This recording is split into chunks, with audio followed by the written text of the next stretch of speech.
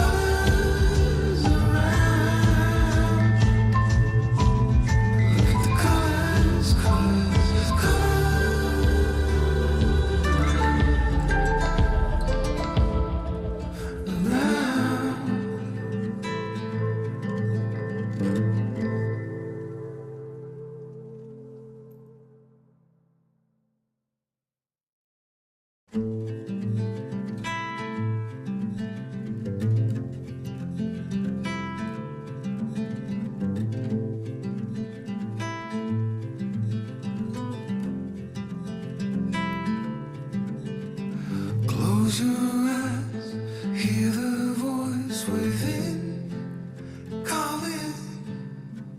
This heavy load got under your skin, howling. You got the white knuckles holding on it tight, keeping your feelings bottled up inside, heading for collision in the night. To really live, you gotta die. Breathe in, breathe out.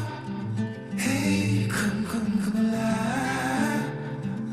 Breathe in, breathe out. Look at the colors, colors, colors. Right.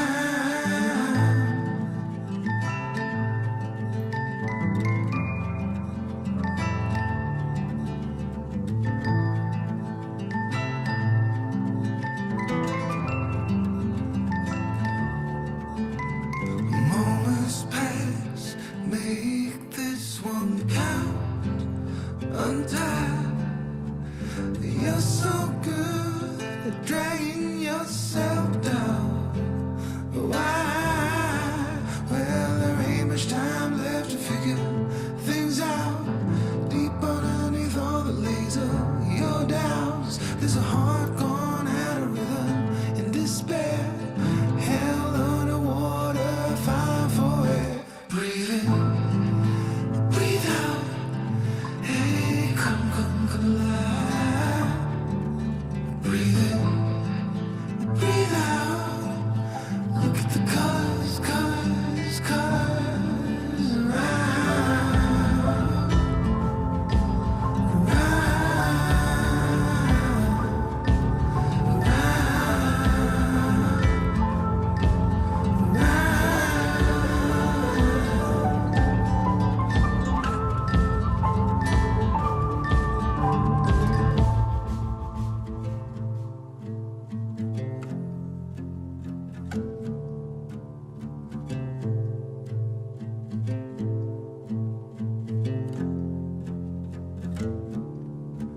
You got the white knuckles holding on it tight, keeping your feels bottled up inside, heading for collision in the night.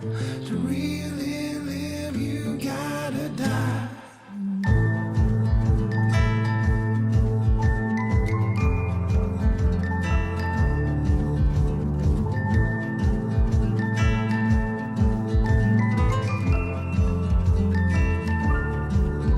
Breathe in, breathe out. Hey, come alive. Breathe in,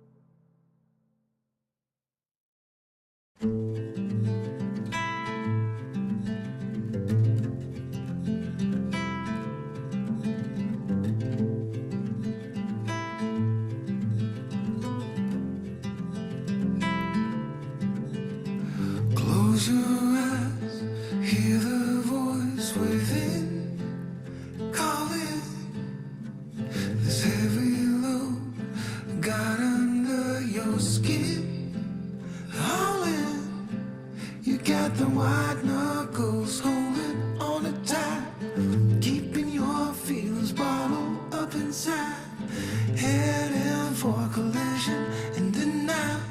To really live, you gotta die. Breathe in, breathe out. Hey, come alive. Breathe in, breathe out. Look at the colors, colors, colors. Right.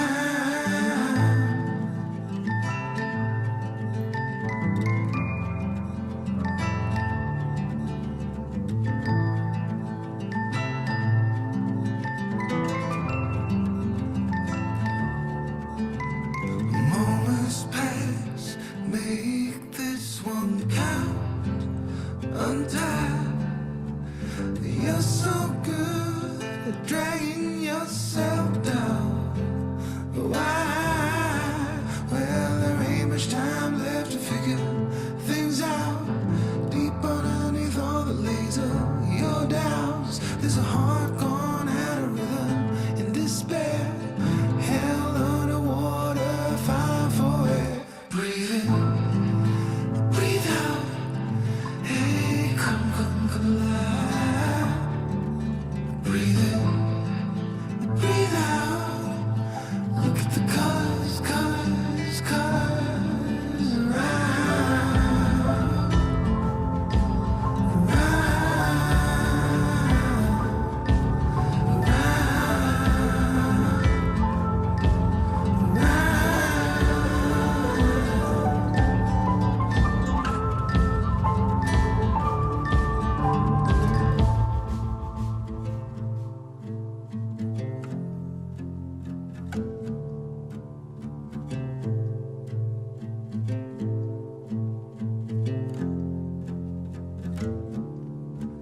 You got the white knuckles holding on it tight, keeping your fears bottled up inside.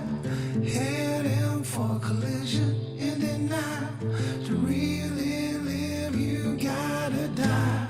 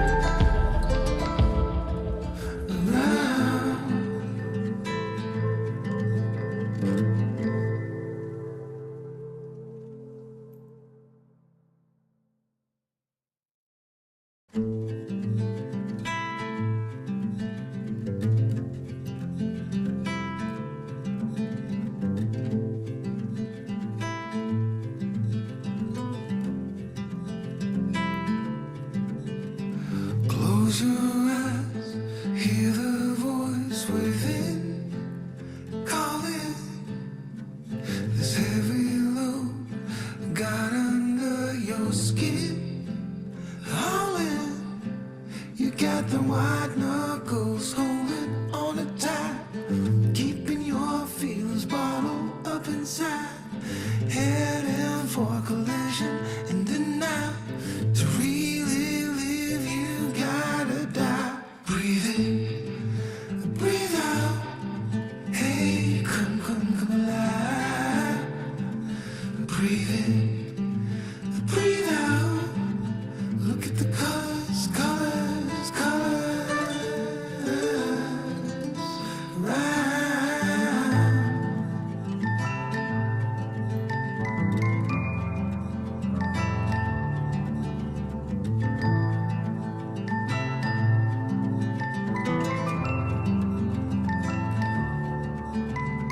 Moments pass, make this one count. Untie. You're so good at dragging yourself down. Why? Well, there ain't much time left to figure things out. Deep underneath all the laser, your doubts. There's a heart gone out of rhythm in despair. Hell underwater, fine for air. Breathe in, breathe out. Hey, come alive. Breathe in, breathe out. Look at the colors, colors, colors around,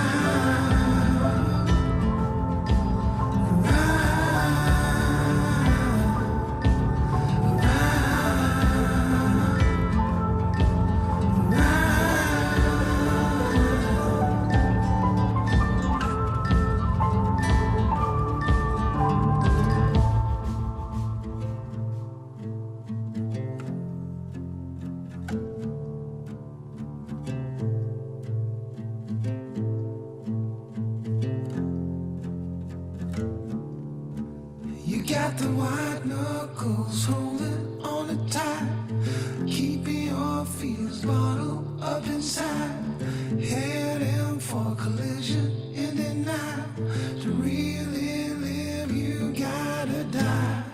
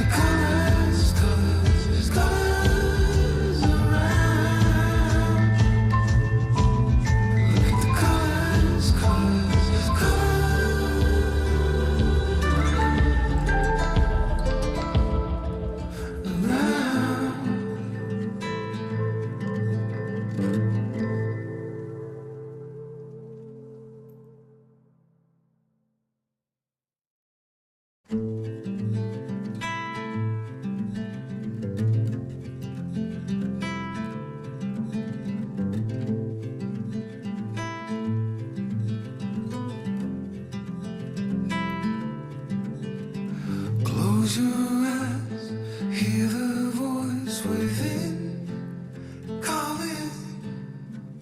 This heavy load got under your skin, all in. You got the white knuckles holding on it tight, keeping your feelings bottled up inside. Heading for collision in the night.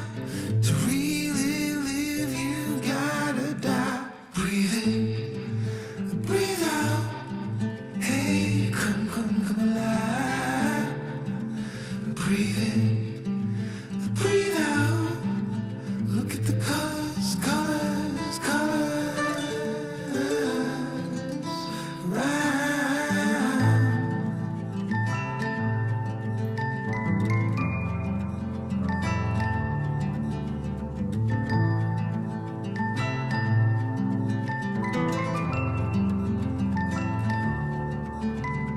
Moments pass, make this one count. Untied, you're so good at dragging yourself down. Why? Well, there ain't much time left to figure things out. Deep underneath all the laser, your doubts. There's a heart gone out of rhythm in despair. Hell underwater, fine for air. Breathe in, breathe out. Hey, come alive. Breathe in, breathe out. Look at the colors, colors, colors around.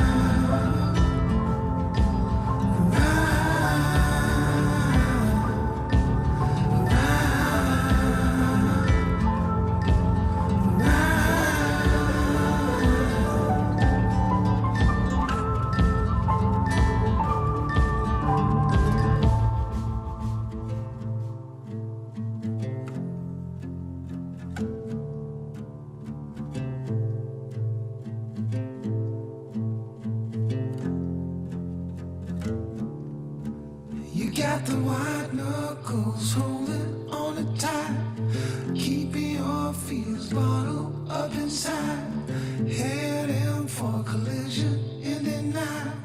To really live, you gotta die.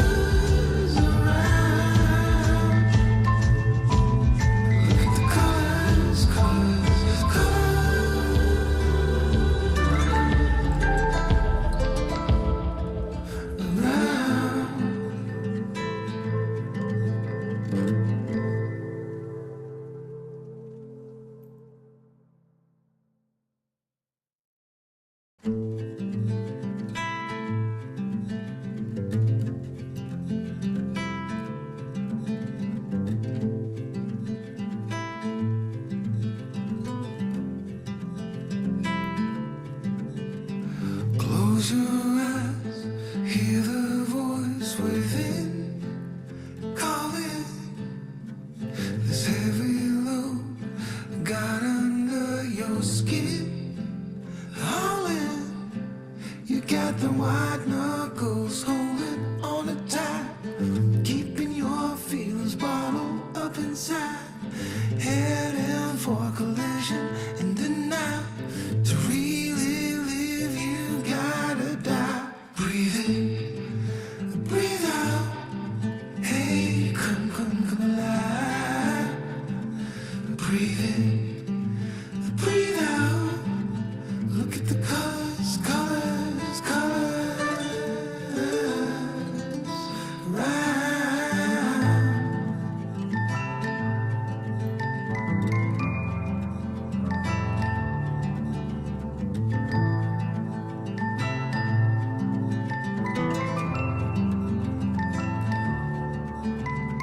Moments pass, make this one count.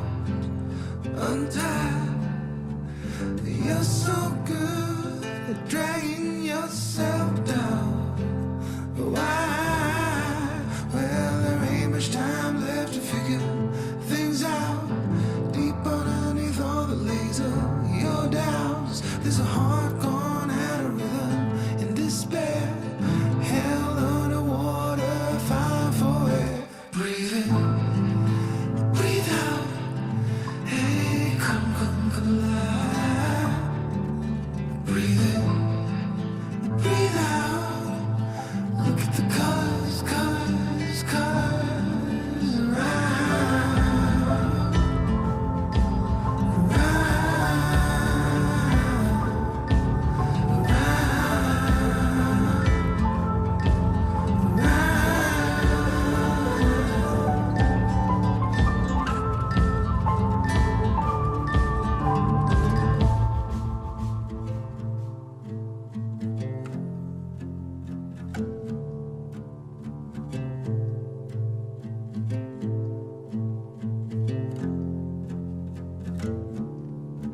You got the white knuckles holding on it tight, keeping your fears bottled up inside, heading for collision in the night.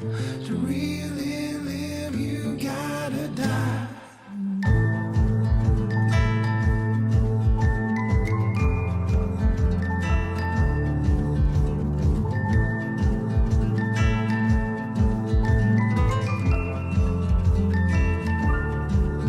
Breathe in, breathe out. Hey, come alive. Breathe in, breathe out. Look at the colors, colors,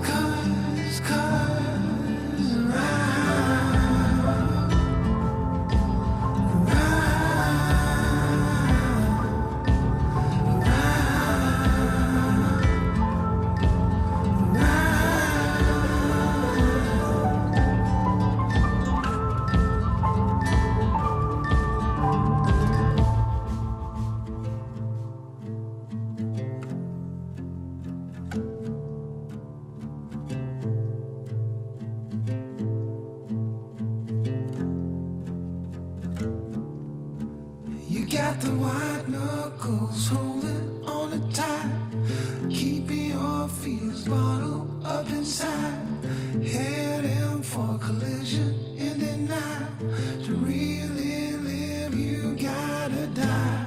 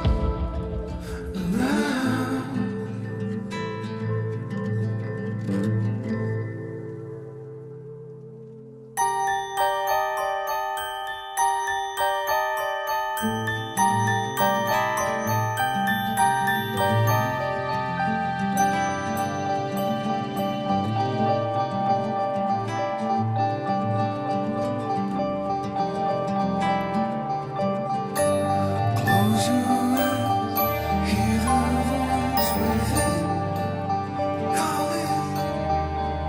This heavy load got under your skin. Darling, you got the white knuckles holding on it tight, keeping your feelings bottled up inside, heading for collision in the night. To really live, you gotta die. Breathe in, breathe out.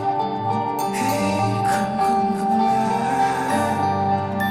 Breathe in, breathe out.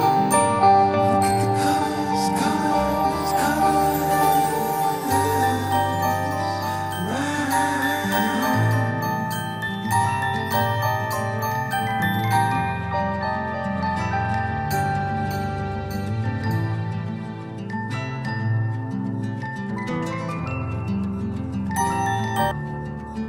Moments pass. How old I am. Make this one count. Oh crap! I'm really Ah, Shoopy fucked it up. just one thing. Hello everyone and welcome. Oh! Wait, one second. Nothing's wrong. Everything's fine. Everything's fine. Hello everyone and welcome to the QT episode number 24. Also Everything's not known as the finale? Question mark. I mean, season 1 for sure. Yeah. Well. Yeah. Unless there's Um, another episode after this like- that I haven't been informed of. I have minor concerns that we won't have enough time, but I'm pretty sure. it- I'm pretty ready. sure. I mean, I'm ready. It's fine I'm now. ready. Tori won't be in the final episode. She'll be on top of a mountain somewhere screaming with 12 no, heads did or I? something. No, I swear I looked at the cameras. They're fine. Oh no, they're not. One sec. They're fine. No, they're not. They're That's fine. not They're me. fine. They're That's- fine. They're fine. No, I am Cecilia, apparently. This is I what am happens when you fabulous. guys join in different orders to the usual. I love Will's hair this week. It's amazing. I'm sorry, we were all way on time, Sheep. I know. Like we can change that. we were here half an hour ago, and she was like, never mind. No, just the People order. don't expect excellence. The order you I- joined in was I- wrong. That's all I'm saying. All I have to say is I would get a kick out of playing any of your other 3 characters also. So, True. fine. I We'll would do be that any as a of them. special. You have to play one of the other Oh my person's God. characters. Oh my god. Have to? Yeah. More just like wanna. Yeah. one get episode to. special. I'm still excited for the episode we all get to be Tori's gaggle. I'm not letting you lack one go. Oh my god. Well, speaking as the person who has to be Tori's gaggle, it is quite a lot of fun. It looks like you have quite the time, to be honest. I would like to put in a request for LZT to be Nicole. Oh, hell yeah. Like, oh I'm my down. god, toads. I feel Okay. like we'd have to have Syrinx be is it Rebecca? Hang on a sec. Rebecca's one of them. The girls we constantly keep switching up. Yeah. Rebecca, All I can say, right, is that Christine. there's Oh yeah. no complicatedness there at all. You just need to meme and you're good. You're ready to go. It's fine. Yeah, Nicole is just think of something they'd say in any 90s comedy with the dumb one who's like a little airheaded. And then you're good. The dumb But yeah. one. Syrinx has to be Christine, because that's the girl who ran into the woods and is a bit All wild. right. I have to be. Yeah. And I think it probably leaves. I think there's a little bit of fun in Elf having to play Laura, because Laura's Tori's best friend, and that gives CK the Rebecca, who's the one who doesn't really fit in with the rest of the group. And is By the way, Chad, if some of you are Too lost, real. not knowing which is which, it's fine. I'm right there with you. He's We also referencing don't people I have heard none of these names before. I have a document that refers to who they are and what they do, and I hardly know. So Yeah. it's fine. And how many pages of notes do you have, Katie?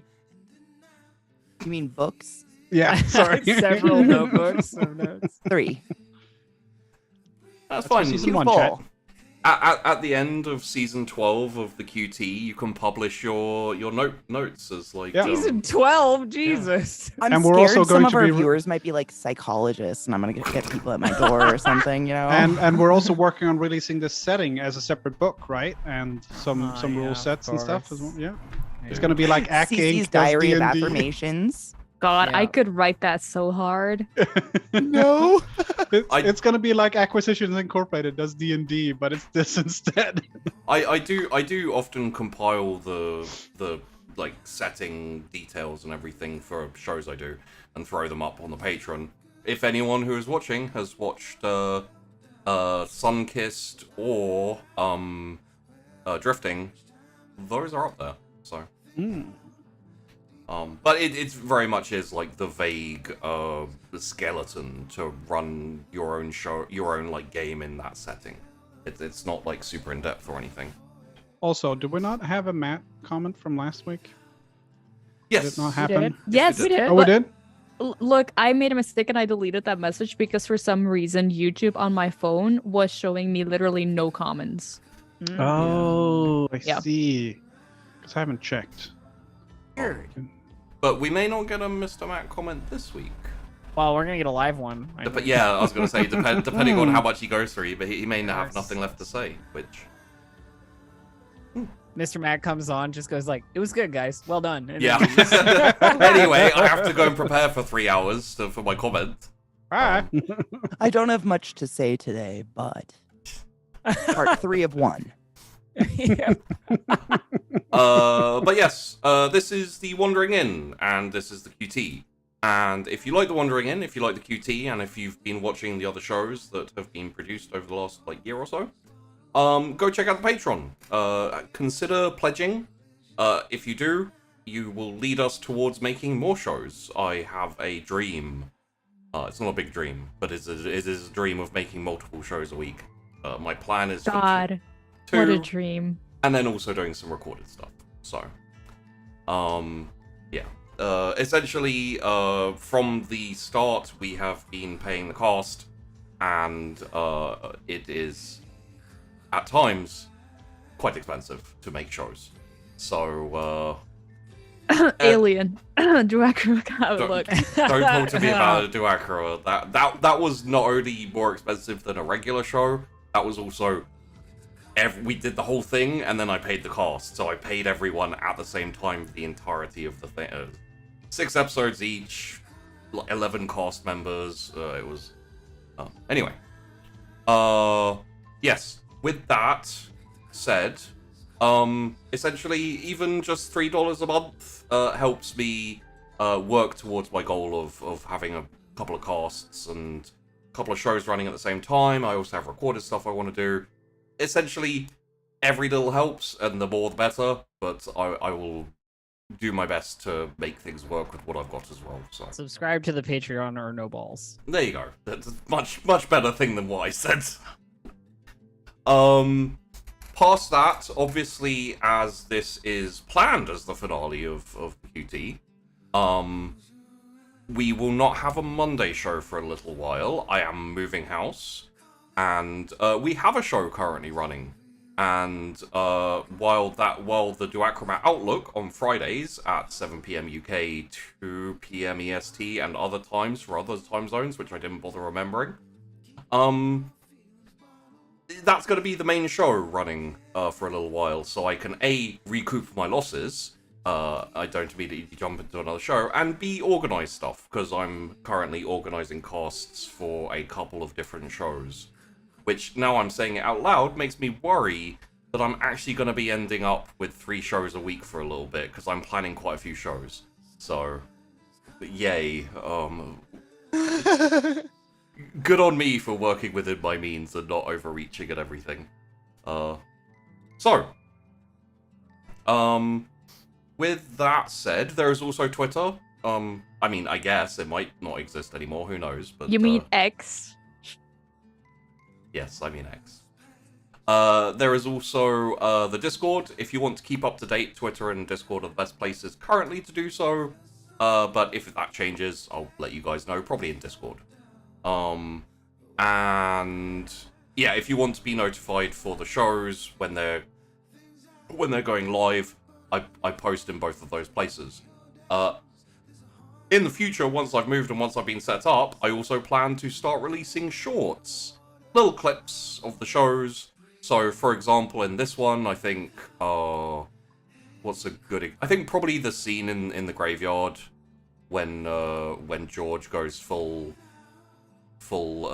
like, open-mouthed everything. I think that'd be Kirby a cool... mode. Full everything. Kirby mode. I think that'd be a cool short. One of the main ones, which I think only Syrinx will get the reference to, is in another graveyard in Somnambulist, when they are confronted by zombies and a revenant, and it goes from like really worried, like dun dun dun, to happy fun time, and just I immediately had to think back on just you bitch slapping me 3 times with like unluck and letting me step on things and getting hit in the face like 3 times, like a fucked up horror comedy. Yeah. Yeah. That's fine. Oh, you. I sense no bitterness. It wasn't my fault. Oh no. No. Surely. Obviously not. Obviously not. But yes, I have set up a Instagram and a TikTok for the Wandering Inn, but there is also a Shorts channel. None of them have any content on them yet, and may not for a little while longer, until I figure out how to make shorts and actually get around to doing it. Probably, again, after I've moved. But, yeah, it's worth mentioning. Finally, past that, I do have plans to finally set up merchandise. Oh, shit.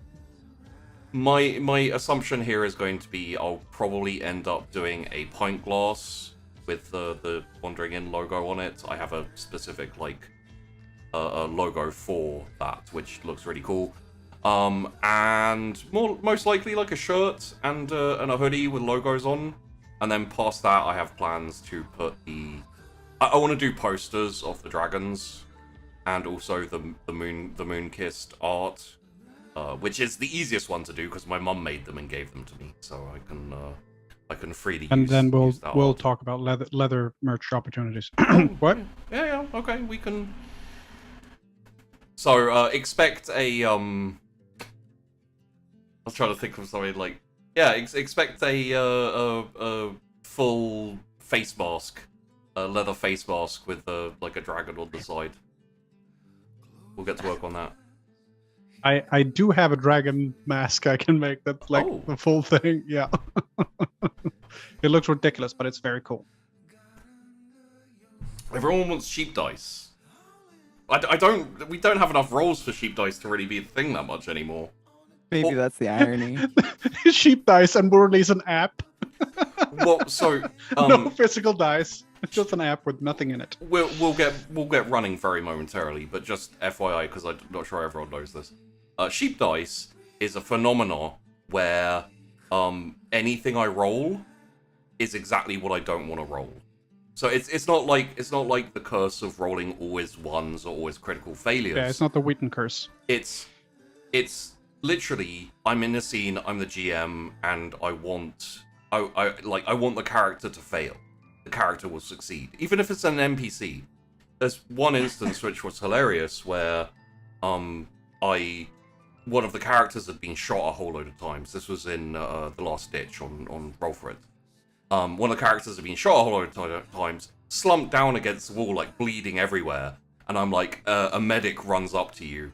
Do you want to use the rolls that already exist, or would you like me to roll?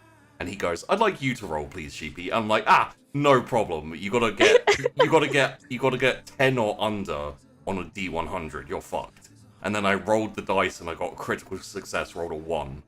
And healed him up perfect. He jumped back up and he was like, all right, let's get back into this war. Hell yeah. So, really diminishes the threat of Warhammer 40k when you can't kill any of your characters ever. We've run out of ammo. It's fine, they're orcs. We can just yell bang. Although, Distracted Elf was on The Last Ditch. I was on Last Ditch, yeah. I had a big gun. you guys had a lot, like, it ended a certain way, but you guys had a lot of fun with your little scenario. Yeah, it was good. I think that was the biggest amount of friendly fire I've seen in a 40k show. There's so much friendly fire from that group. I love friendly fire. Yeah. I mean, it's friendly. What's not to love? Yeah. So, let's just one last thing. Okay. Very minor. Damn man in chat was like a wandering in dice bag. I'm gonna write that down because that would be pretty fucking cool. For all the dice you never use. Yeah, exactly. It's just empty, and it's an empty bag. Delivered with sheep's wool, maybe, to keep it thematical. Yeah, that would be fine. You open up the dice bag and there's just a little post-it note that says "wah wah" and like a sad face. Oh, I owe you one shit roll. It just says silly goose. We don't roll in this game. Oh god, the bio. Permanently close the dice bag because there's no reason to open it. Oh god, the orc story. There was a game. I won't go into it because we're gonna get into. Yeah, the we QT. have to play our game. But, We're 20 minutes late. Come on, let's go. Sheepy. It's Yeah, actually. you're Sheepy before this was like, I don't know if we'll have enough time to do this whole, like, there's so much to Well, do, and like. Now you know why I'm not sure because I never get Yeah. started. Yeah. No, but very quickly, and actually, Whose very fault is quickly, that? there was an instance where I killed like 600, 700 orcs with one dice roll, and they were a giant army facing against characters. They all died. It was a Hell terrible fucking roll. Anywho, the QT. Last episode, we had the we had the fallout from Tori's transformation and subsequent devouration. I don't think that's a word, but The devouration. It's a word now. devouration of Chelsea, which The mastication. yeah. So that happened, and Tori was taken away and deposited into bed and woke up in the morning. Same with everyone. After also the aftermath of Cecilia being confronted with a few hard truths. One way to put it. Reality. What a life we live, huh? And everyone had a normal day at school, pretty much. Which I think everyone found a little bit bizarre. All the characters found a little bit bizarre. Yeah, it was super normal. We did that. Yeah. There was some conversations, especially at lunch. I believe Cecilia brought some food and essentially a picnic and gave it out to people. And some nice company, you know? And some nice company. And did eventually have a quick chat with Mr. Knight towards the end, where she was essentially advised that his companions or associates are heading towards town in the future, and therefore maybe keep your head down. And was, do you think it's fair to say unceremoniously dismissed? Kind of in like, I think she just didn't, she was so flabbergasted that she just like was like, oh, well, okay, I guess I'll go now. I guess I'll see myself out. Like, yeah. I guess I'll just walk out right now. Just like nothing happening. Yeah. I think it was more like that. And George and Will, specifically George, went to see the counselor, who was Bella. They had a chat. I think, as always, when George interacts with any of these adults, she gets a mixture of scared and confused. Yeah. And She pretty much just thinks she's in trouble all the time, like most kids. yeah. And so, I think that we will rejoin the QT not long after where we ended, for those of you who can remember where we ended. And what we are going to join in on is the QT in the rain. Not just the rain. It is shaping up over the course of the last few hours to becoming much more of a storm. Visibility is pretty low at this point. There's a decent amount of like fog creeping in, and it is getting darker in the sense that the sun is going behind the horizon. Slowly, what you are currently seeing is the last vestiges of sun. So you have like a light glow across, a small, faint glow across the clouds at best. And a car pulls up at the lake. Tori, you and Gray have headed out to the lake. Mm-hmm. And it's dark. Well, again, it's not dark. It's getting dark. Yeah. And there is the two little kind of shack places. They got like little eaves over the top of them, so you can sit there or sit in the car.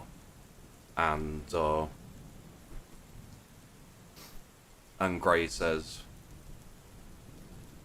"I think this is as good a place as any to fill you in on the details that you have probably been missing up till now." Felt suitable, yeah. Still sitting in her car, like, you know, turns off the gas, like, and just, like, looks over to the passenger seat towards Gray while the rain is coming down, right? And he kind of, like, points out the window towards the lake as, like, in the distance there's, like, a flash as, you know, lightning is hitting somewhere in the distance, and says, "I'm guessing that that's yours." The lake. Yeah, I mean, I think so. Like, seems like it. If you ever get into a confrontation you're not confident in, it's a good place to retreat back to. You know, I kind of thought I'd be, I don't know, traveling and stuff. Am I just stuck here now? Not stuck, but you have a center where you are safe and strong. If you travel out and away, you will, at least to some people, be vulnerable. Not without defenses, but vulnerable. Fair enough. So, fill me in then. I don't know what to ask, right? So. I mean, my story goes back almost a decade or more. Kids, well, teenagers,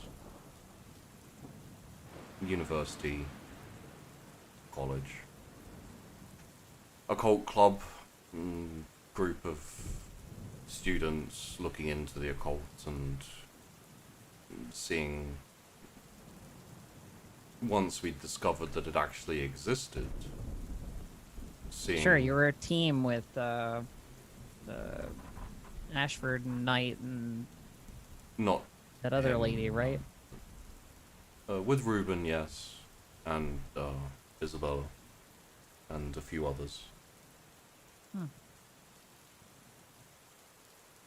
And we happened upon a area out in the middle of the country that was of certain attraction to entities, supernatural. Sure, like QT seems to be right now, right? Yes.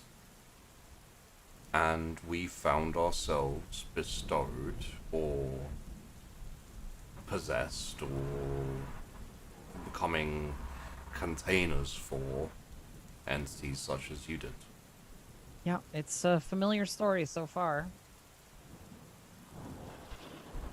And then one of them took over our friend. And she died. Well, as far as I can tell, they're not all safe and happy, so No. to speak. And from there, we learned that there are shamans, medicine men, witches, exorcists, priests, a whole vague grouping of people who it is their job to, they take it upon themselves to deal with the supernatural. Sure. People with expertises that you don't even think about. I mean, you don't think about what electricians do until you need one, right? No. But the problem with them is that they have no interest in what happens afterwards. What happens when you take what is essentially a sometimes centuries old supernatural entity and break it apart? While You're talking about like delicate ecosystem kind of stuff, like save the environment, but for mythological creatures. A little bit, in essence. The problem we found through investigation is that that energy doesn't disappear. If you destroy, and he points out towards the lake, if you destroy an Incanyamba, a big, powerful entity, supernatural, all of that energy stays. And as it gathers, it can gather more supernatural entities, and as they get destroyed, they can gather more. Eventually you end up with what is essentially a sink, a whirlpool of energy that draws more in until it reaches a critical mass. Gotcha. Luckily, we managed to stop it before it happened last time. How do you stop? Like, you just things don't get destroyed? We're not sure what would happen if it reached a critical mass. Because I think there's kind of a case for destroying some super dangerous entities, right? Yes. I mean, plenty of things I've run into in the last, what is it, like week, have not been great for the local population who don't even know they exist.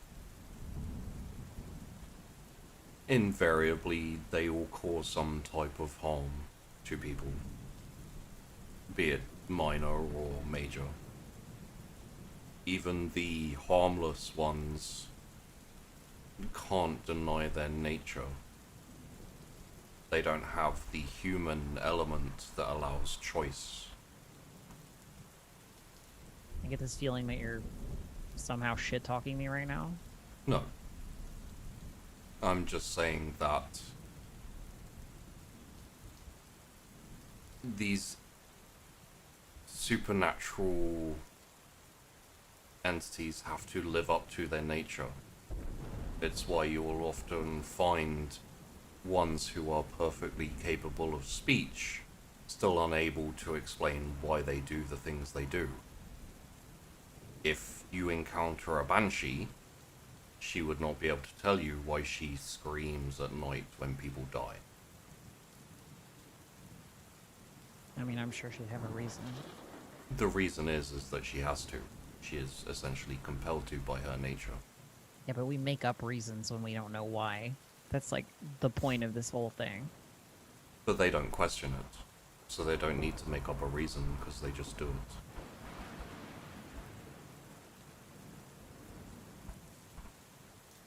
Okay, so when we're talking about these kinds of things, are we talking about that energy, these connections with people like me or George or Will or Cecilia?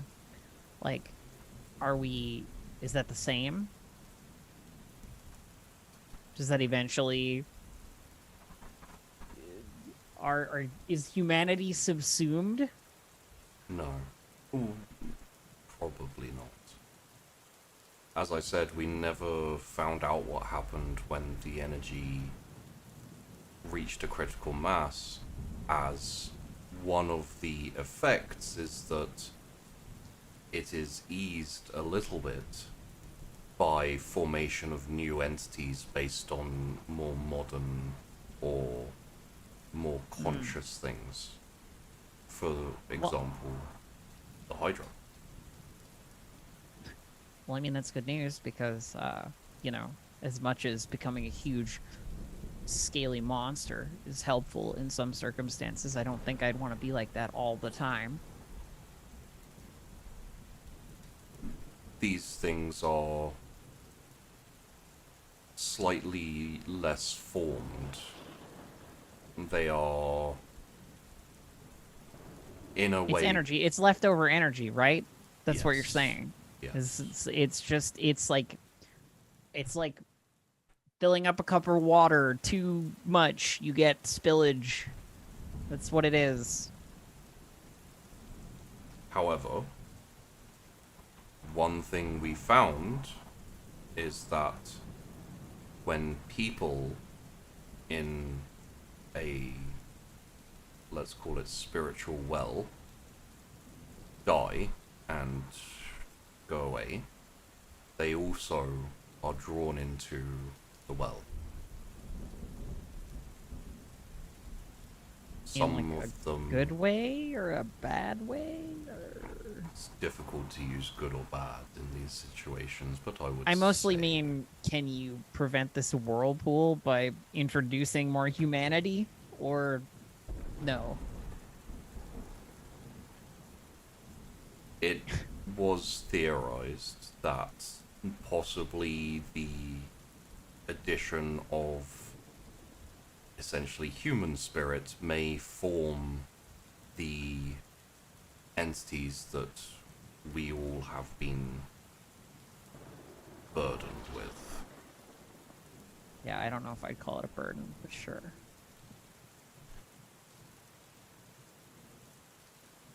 But never figured out whether it would escalate from there or not. Again, as we managed to disperse the gravity well. So we don't have a whole lot of information about that, but you said you dispersed it, so how do we disperse it then? How did you do it last time? we killed the person who had the entity inside them. Oh, okay, so there's like an original problem thing. Yes. That's not overly complicated, then. Depends on who has the entity inside them. Yeah, I can assure you it was considerably complicated, and still is to this day. Alright. So I guess my next question is, do you care what happens here? No. I am now preparing for what happens next. Yeah, and you said you wanted to work together. So, what happens next? Most likely we're going to see what happens when the spiritual mass reaches a critical point. I suspect an implosion, but we will have to see. So we're just gonna sit around and wait then? As far as I can tell, I imagine... I mean, what about Ashford? What about the others who are involved in this? Like, Reuben has had his hands full for a good couple of months at this point, trying to stem the flow of destroyed spiritual entities. I imagine if you've worked for him at all, he's been encouraging you to capture them instead of destroy them. yeah, that's accurate. Whereas his colleague, the other teacher, Mr. Knight, him and his kind don't know anything about stemming the flow. They only care about cleansing and destroying. They're actually the reason we're in... Well, they're actually the reason you're in this situation now. They have been grouped up en masse in the surrounding areas, exorcising demons, which has, of course, over the last couple of years, chased all of the said entities here, forming the gravity world to begin with. So basically, they're just like corralling stuff into town. Unintentionally. It's a hell of an unintentionally. It is. But it's what happens when you mess with forces you don't really understand or care to understand. Well, in the same way that you worked with Reuben, she says in like a... Okay, I guess we're referring to him this way. Yeah. You know, I have people that I want to make sure are okay. Right? I mean, I could just sit here and wait, but that doesn't seem like the friendly thing to do. Well, if you're talking about your fellow friends who are... I'm talking about the people I mentioned earlier. Yeah. If you want to help them, you may be able to get back in time. If you leave now. But you will be putting yourself in considerable danger.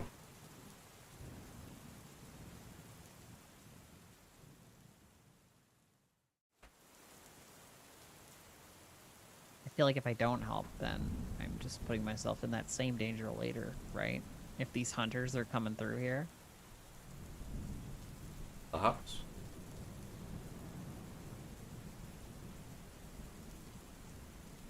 But it does mean I can't give you everything else you need to know right now.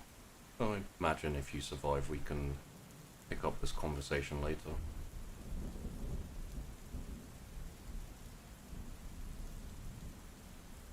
Everything else I need to know. How much is there? A fair amount.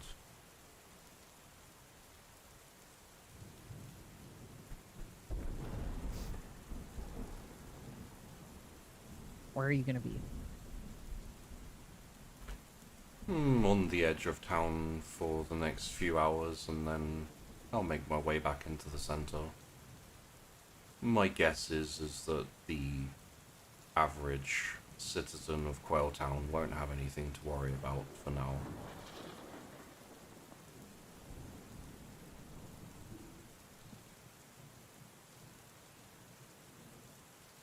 Fuck. Yeah. All right. Well, I guess I gotta head back then.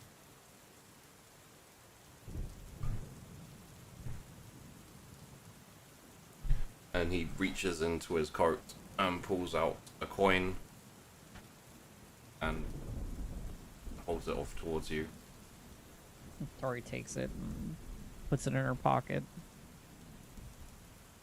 If you get yourself in a situation where it's you or other people, that will allow you to survive, but you'll abandon your friends.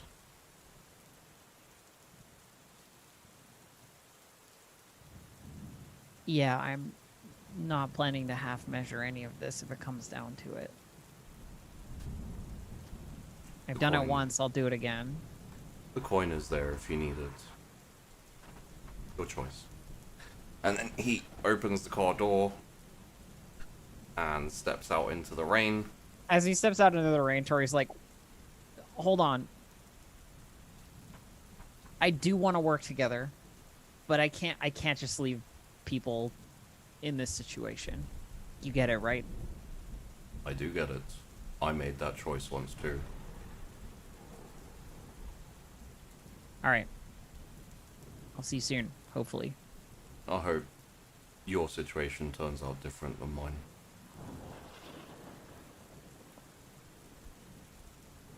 Yeah, well, good luck. Closes the door. Tori starts up the car, Yep. and the Head camera back towards town. camera fades as you drive back towards town. And we go to join... Yes, we will join George and Will as you are in the school, I believe. And essentially the course of events will be heading outside the front door, and then in the rain, unfortunately, headed towards home. Yeah, probably not chilling at the skate park if it's this nasty out. Yeah, it's no bueno on the weather. At the current point in time, you are both kind of like by the offices, having just gotten out of the councillor meeting. And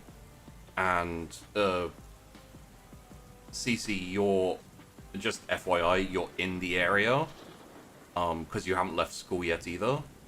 So, you know, feel free to if Cecilia I guess as far as I can remember, that the other two, or at least George, was very concerned about her meeting with Knight. And I think Katie said something about waiting. Yes. Yes. I said So we'd be around in the building to listen, and you said you'd scream. Yeah. yeah, I imagine in that case, if you'll allow me, Cecilia standing in the hallway a little bit like nonplussed as to what to do, as George and Will like walk out into the hallway I think as she walked out of the room, there was this little bit of like, not knowing what just happened. But like quickly after that, she would start feeling good about herself because she's like, wow, this one went great, you know? Like Yeah. I told him what I thought and like he just like he took it. Wow, like this conversation went great. Um and I think as she's like starting to think about that and is like has like a little self-fulfilled smile there, she would see the other two get out in the hallway, maybe. So she'd say, oh hey, uh I didn't scream, and then she like walks towards you. She's like, that went, wow, who knew that just saying what you think could feel that way, huh? So it was okay. Like it was. And I'm It like went looking great. for like a burn on her. It went great. Like I said my mind. I told him what I thought, and he just took it, and he was like totally on the same page on it. It was yeah. Nice. I mean, yeah, that's shocking. Elsie, yeah. That's really good. Yeah. Well, could have been worse, I suppose. I mean, like I have to admit it. You like got me scared there for a second, you know? Like I wasn't gonna admit it. I thought like, maybe you're onto something, but it seems you weren't. So, Yeah. oh, by the way, yeah, maybe like you want to know this. I don't know how to best put this out here. So I'll just like say it bluntly, and you can react whatever way you want. There's gonna be coming certain people, who are very keen on absolutely destroying anything related to supernatural things, are apparently coming to town. That's not great. Yeah.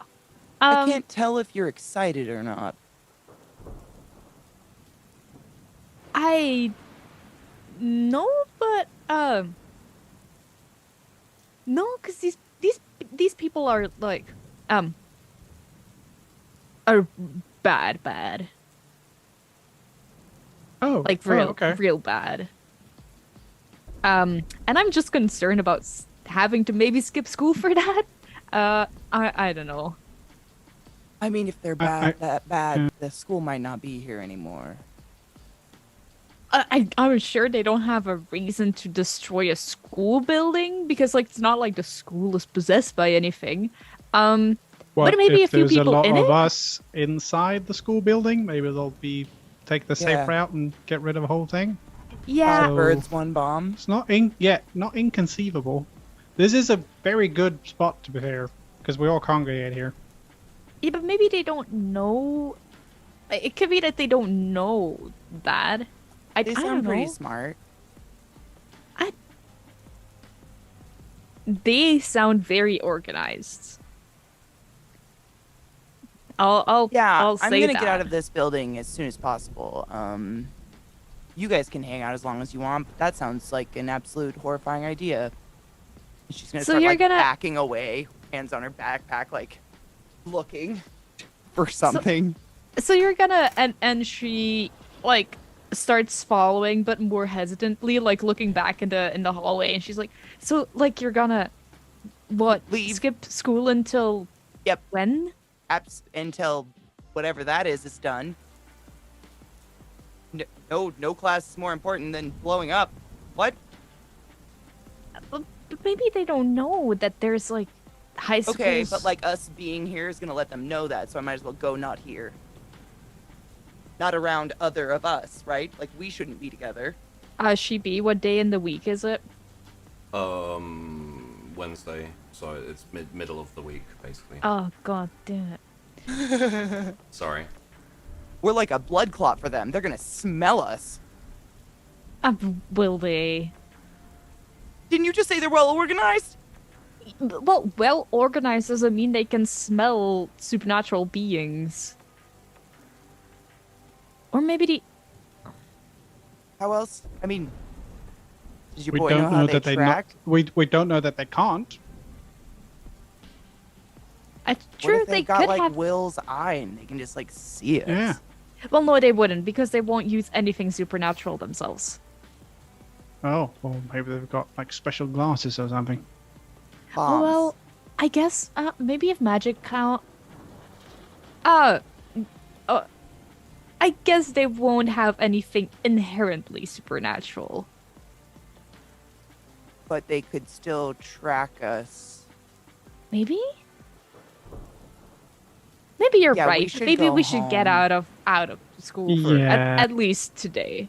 Just at least today. Maybe like get an ear to the ground or something. Did you get a timeline on this? Because I can't help No, I didn't. this. Sorry. Oh, okay. I just heard that the bad bads were coming. So I'm gonna go home. I'm gonna Now? start following Will. Yep, we should go. Thank you for the heads up. This is a nightmare. she walks with outside, as I assume we're all doing at this point. Yeah. And she's like, you know, if you there is a lot of room in the farm if you know, in case you would need it. Oh, like Just safe in house, case you yeah. would need it. It's not like I don't want to bring my family into danger, but like the farm is big. Yeah. I mean, if they figure out where I am, I don't know if I'd want to like bring them to where you are. Maybe you could eat a hole in the ground. Wouldn't that be like a beacon? Like, hey. I don't know. It's like, I don't. I mean, it's not a bad idea. I just like, you know, we're just kids, man. I reckon I could eat a hole in the ground, you know. What the? Who's that? my- It's Joe. Jesus, Joel, have you been just standing out? You're so. Yeah, he's out here? soaking She- wet, and he's Creepy. like, The moment he speaks up, Cecilia turns, looks at him, and looks terrified that she didn't realize he was there the entire time. "Oh, Will hey, new friend, cool." Will She just looks goes. at "Sneaky George and Will. bastard." We're betrayers. Oh, dude, Cece, this is Joel. It's So- he's a buddy of mine. Yeah, he's cool. He's I mean, cool. Yeah. You know, he's not like. Are we But like? you know, she looks at Joel. She was like, "You totally know that everything we were talking about was about history homework, right? You totally know that." Huh? Talking about what? Joel, do you do homework? Yeah. Why? No, not working from home. Homework, from school. Yeah, you know, like I like read it and stuff. Really? You know, I you didn't have to you read. answer it, right? Yeah, you know, I answer it. Out loud? Sometimes it helps me with the thinking, you know. I learn new things about you All every day, right. Cecilia like looks away from Joel at that moment, as if like with the expression of I hope this shit isn't contagious, whatever it is he has. You know, we should It's probably. not contagious unless you smoke it. We should probably like start getting going because it's like raining. the Yeah. the rain won't. It's You know what? soaking wet, Joel. Dude, you're right. All right. Yo, Cece, I will touch base. Will same later. You know. Oh, you know what I could do? I could, if you, wait, have I dropped? No, it's Tori I dropped off. I never dropped George off, right? No. No, I don't think so. think I did. So I don't know where the two of you live. So I'll go. Yeah. in And Tori's the only one to drop me off too. if you just give me your addresses, and I don't mean that in a creepy way or anything, but if you like give me your addresses, then I could keep an eye out and I would see if anything were to happen to you. It wasn't creepy till you said that. Yeah, I wouldn't suspect anything creepy, but now I kind of am. Are you gonna put up like cameras at our houses or something? Because how can you see? That would be weird, Joel. You're absolutely right. That would be Right? weird. Yeah. Yes, I will put up cameras. You know what? I'm good. And I've got your she number. looks at George dead in the eye, like just like. I'm like, Or she does like, or it's she does not like a little. disease. No, she does like a little like, like bird, like flap thing, like. Poor Joel. You know I'll put there's my arm around him. you know there's like You're so Yes, smart, it's still buddy. raining, Joel. Thank you. you know there's like barely any crime in our neighborhood because there's like nothing to steal. Yeah, I heard that. Even the birds fly upside down because there's nothing worth shitting on. Really? Cool. Dude, I thought that was drugs. No, the birds. So yeah, it's only if you guys want it. Nah, bro. I'll call you or something later. It's chill. Like Joel said, like my neighbors are the criminals. It's fine. We'll be whatever. Yeah, we like know them all by name and stuff. And they know us, which is more concerning. Yeah. I've got to play with Joel for a bit. This is fun.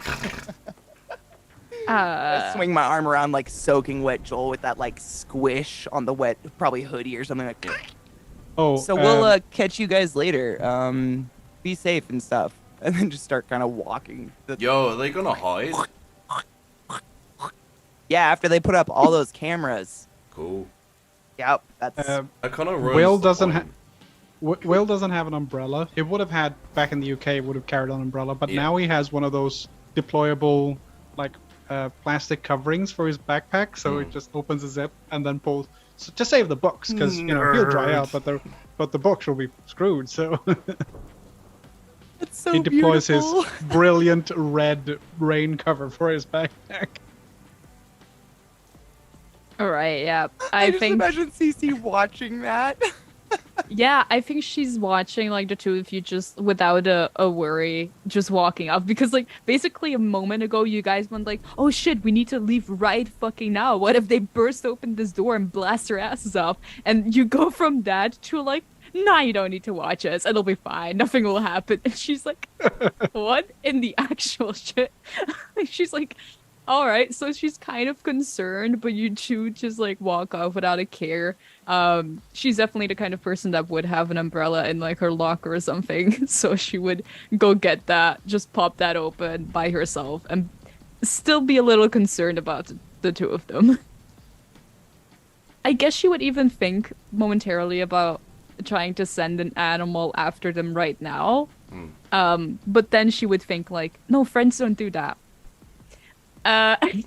So yeah. Okay. So then George and Joel are heading off down the road towards. Yeah, Will's heading home as well. Okay. Are you going with? Are you joining? I mean, we don't really live in the same direction, so. Okay. I so wouldn't let him because my whole yeah. George's idea is like we should not be together because that just puts like Yeah, one yeah, bigger exactly. target. So Will's gonna pull his jacket kind of over his head a little bit and try to jog between coverings on the way home. Okay. Oh, bless his heart, like awnings. Yeah, exactly. Like, oh my god, Definitely done that. outside seating. That'll be an awning over there. And Cecilia, you're driving? Yes, I am driving, and I am not going home immediately because I know that Rodney is awake. So. Ooh. Okay. In that case, yes, you all head off in separate directions to the places. As George, as you're walking off down the road with Joel, it is obviously pouring it down. And Joel is like, "Yo, you alright?" Yeah, why? You I mean, I'm fucking cold and wet. yeah, but I know you seemed like off, you know? They made me go see the school counselor. Oh, so you've been like Oh, Like yeah, she- they think I'm crazy or some shit. I don't know. They like drilled into your brain and like, you know. Poured acid in my throat, something like that, yeah. Yeah. Yeah. It wasn't great. I'm just exhausted. I thought I was in trouble for some shit again. I was like, I haven't had time to be in trouble in ages. Yeah. But no, it was the usual. How are you? Stuff. Ugh.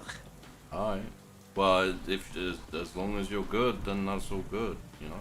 Yeah, dude, I appreciate you though, man. Yeah. No, yeah. Why? You noticed I wasn't normal.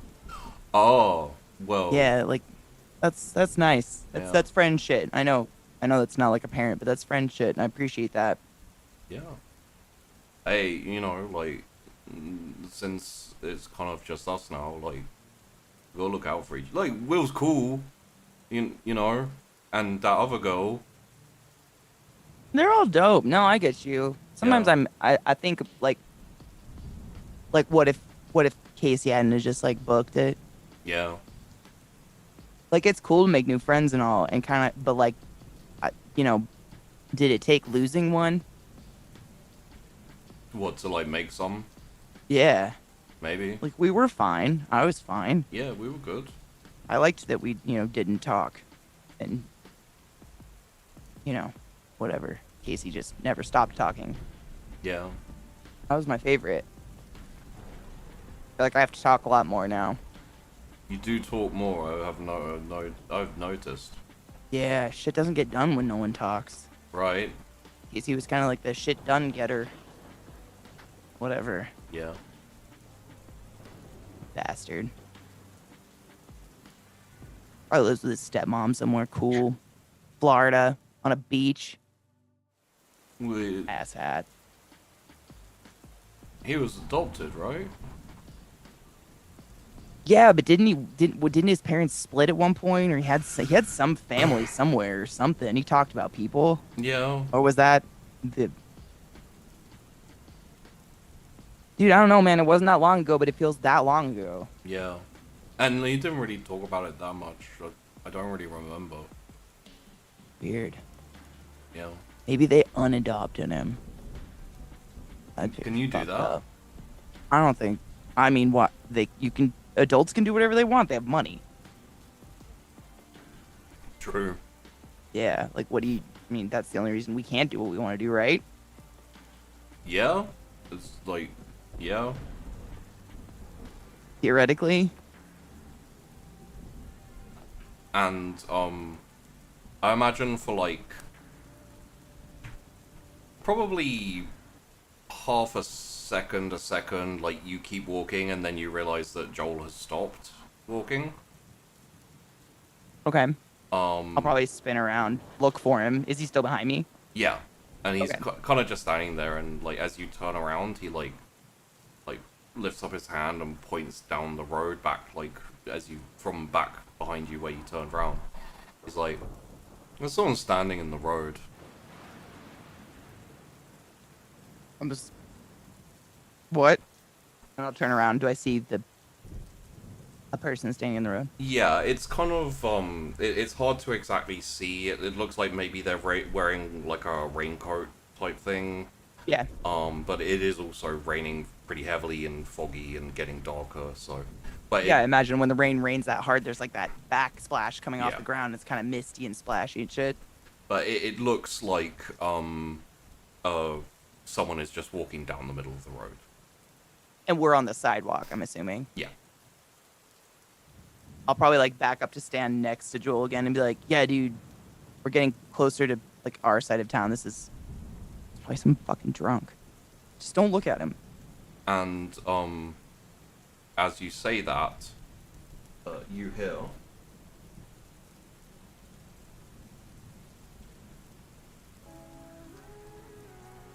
Drip. Drip. Drop.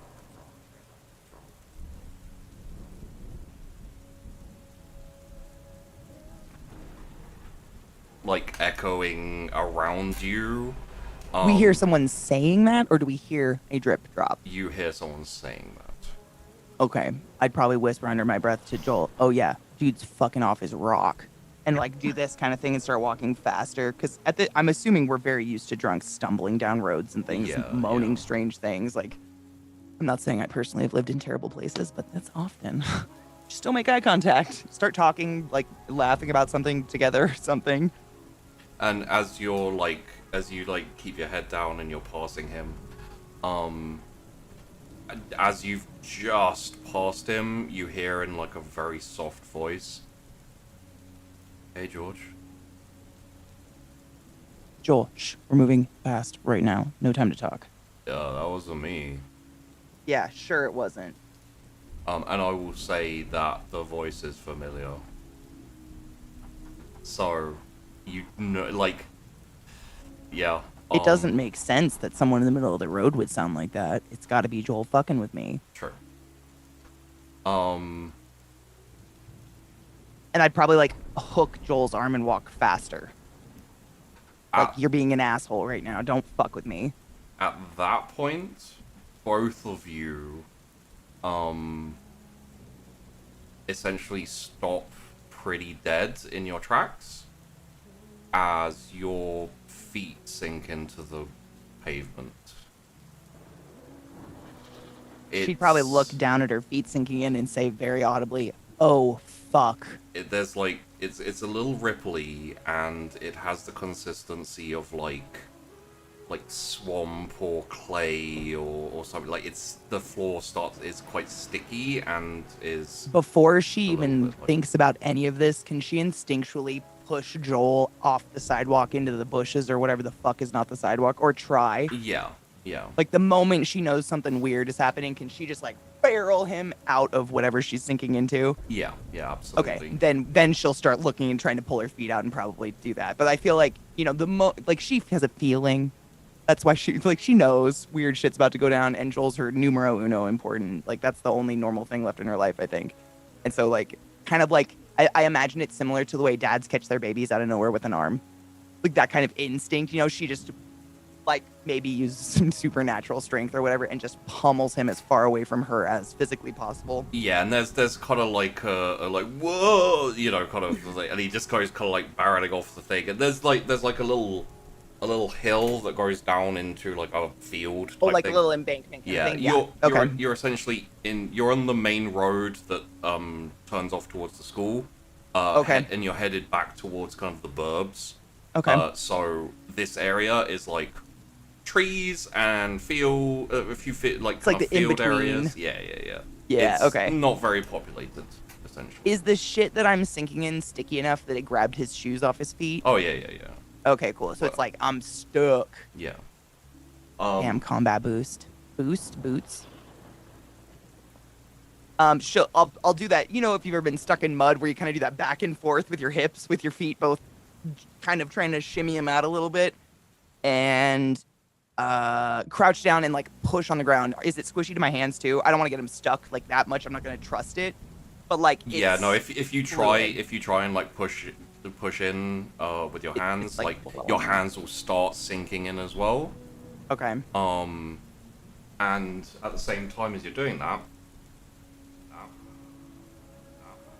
Trip.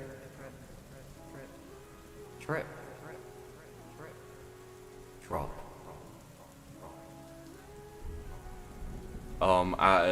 you will be facing the other direction because you walk past the figure. Mm-hmm. But you will, you can twist as well if you want, but Oh, I'm sure she'd be trying. yeah, like, so you can essentially, with a bit of a twist, you can see the figure has like stopped, turned, and is walking towards you. Still like kind of like head a little bit slouched down, like this kind of raincoat looking thing. And as it gets, I'd say within like 5-10 meters or so of you, even with the rain, which is quite heavy and kind of, you know, quite loud, the head lifts up, and you see a like very bedraggled, even like little bits of like green in like the hair and on the shoulders and stuff. Very kind of like, I hate to say it, but drowned corpse looking ass type thing. Yep, I got you. But you can Bloated. but you can recognize the face, and the face is 1 second, Casey. And do it. he says again, "Hey George." Man, the bloated corpse thing. It's not like super bloated, but it is very grey and very shiny, and Yeah. It doesn't look. Probably like, I imagine the panic of her being stuck. She'll probably do a couple spins like that, and it'll take her a few seconds to register what she's seen and what she's heard in that second, and do like a stop freeze moment, and then like a slow. What? Craziest thing happened.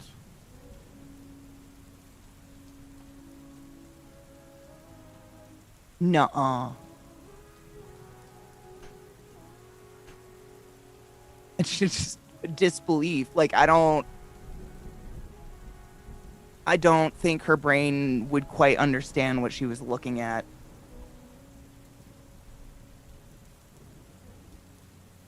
That's not you, right? Don't fuck with me. Not really anymore.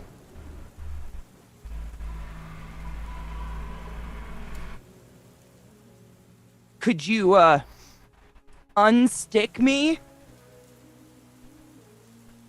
I imagine if I did, you'd run away. And I need you now. If you're who I think you are, you know I can't run worth shit. Me neither now. No, looks like you got a few other talents at your hands. What is this? Is this a joke? Dude, you've been gone for weeks. I've been here.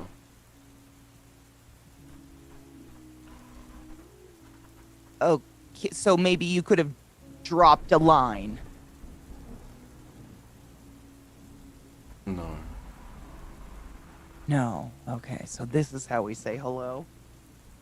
Okay. This is hurting my back. Could you, like, fuck in front of me? The, Gluggle in front of me? I don't know what he does. yeah, he like, slowly walks, and you can hear the scrape of, like, his feet aren't completely leaving the ground, so it's kind of like a little scrape as well of, Yeah. and he walks kind of like round in front of you slowly, and as he does, he says, have you ever drowned, George? And she's just kind of be doing this at him, like, kind of like the owl move, like trying to focus on his face and figure out if that's really him. And he stops and, like, turns around to face you and says, I drowned.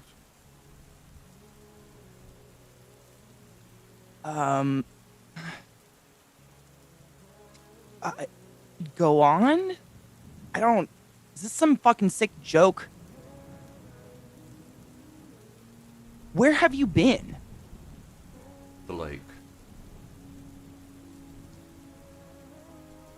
Like, just chilling? Because I've been to the lake a few times lately. Extensively, in fact. I didn't see you. And as your friend, I thought you might say hey. I was at the bottom of the lake. I couldn't move. I couldn't get out.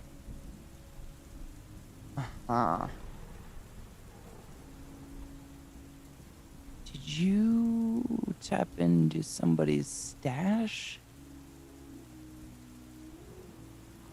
You're looking a little pale. I'm here to finish it. The stash. No. Finish it. by making my feet stuck. I need. And at this point, he sounds a little bit more like himself, like a little bit less like kind of dead voice. Yeah. He says, "I need an end. This. I can't deal with this Half-Life anymore." End. And then you hear, Drip. Drip. Oh, yep, you can cut that fucking shit out. Drop.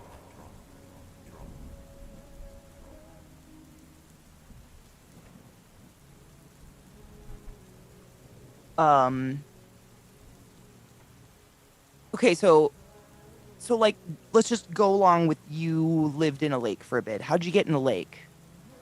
and at that point you hear from just down the hill, "Yo, you like totally pushed me," and you could hear Joel like walking back up the hill, squishy. And then after like half a second, "Yo, Scramble. like my feet are in the ground, man." Yep. Yeah, the mud's pretty bad here, isn't it, kind stranger who was just going on their way? Please. Do you think Joel has ever drowned?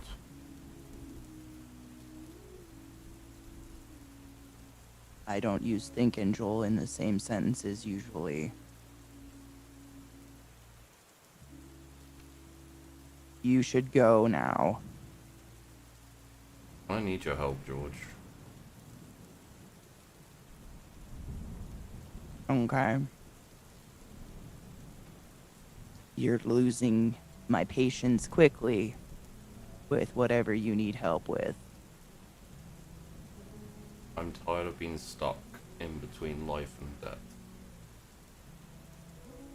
So maybe unstick my feet and I can try to help you. You won't want to help. Okay, maybe you can talk me into it when I'm less stuck. I desire oblivion. I desire a release from the constant feeling of drowning. And Okay, I desire Joel's innocence, so can we move this the fuck along? And the constant desire to have people join me. And you feel the ground like sucking at your feet and like drawing you in slightly. If he keeps going, I'm unleashing whatever's inside of me. Like, the protection of Joel. If Joel's getting up and hearing this conversation, I'm gonna start calling on Jeff or whatever the fuck. Yeah. And being like, I'm gonna eat this fuck. Like, Joel is the last normal thing I have left in my life. Fuck that. This person, their conversation, anything they have to say, I do not care anymore. They've hit my button. And I don't know if it works or not, but I will literally, like, be listening, but in my core, like, hey, Jeff, your turn. Like, tag in. Or whoever, if it's the little fucking chick. Fairy? Faye. Goblin? Faye. Oh my god, Goblin? Katie? Fairy goblin? Oh Yeah, my god. the fairy goblin. Faye. As those things are going in your mind, let's take a second in George's head. So she's pissed? Oh, she's... I don't know if pissed? Let me think. Yeah, but there's a better word for it. It's, It's a desperate move, right? Like, it's a Yep. desperation play. Upset? yeah, it's instinct. It's almost instinct. Again, it's the dad arm. Okay, It's like, my arm might get cut off, but I'll catch my baby. gotcha. That kind of thing. Like, she, she's probably, theoretically, I'm imagining, run these kind of situations through her head, or maybe even conversations with Puka at night. Like, hey, if I had to protect someone, or if something comes after someone I love, like, she's also, with the knowledge of having, 5 years of life or whatever, she's kind of at peace with giving the shell over, if it Yeah. means Joel will be okay. I will say, you feel the sensation of... It's hard to exactly describe. You've felt it a couple of times, but essentially, stirring, like, deep within the void. A slight welling of power cut off a little bit. But I will say that as for example, the sense of smell heartily increases. You can smell Casey, who smells not great. You can smell Joel, who smells a little bit baked and slightly confused. And you hear the clink of chains as the camera like zooms back very slightly, and we see a slightly slack, like drooping chain go taut, and then one of the links just behind your back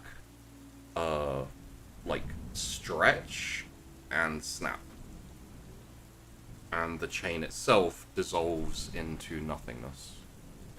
The camera smash cuts or swipe cuts over to a certain gentleman in a classroom who immediately pauses from writing, looks up with like a distant look in his eyes, and says, "Oh, fuck." As we, let's say check in with the other three. Oh.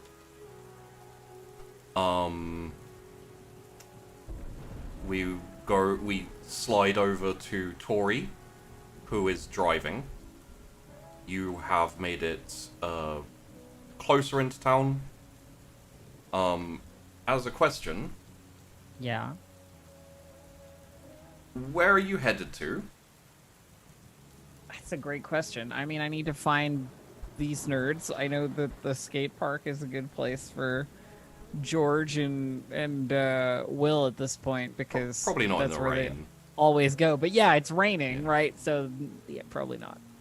I think I'm going to George's house Okay. because I know We wouldn't be there in the rain.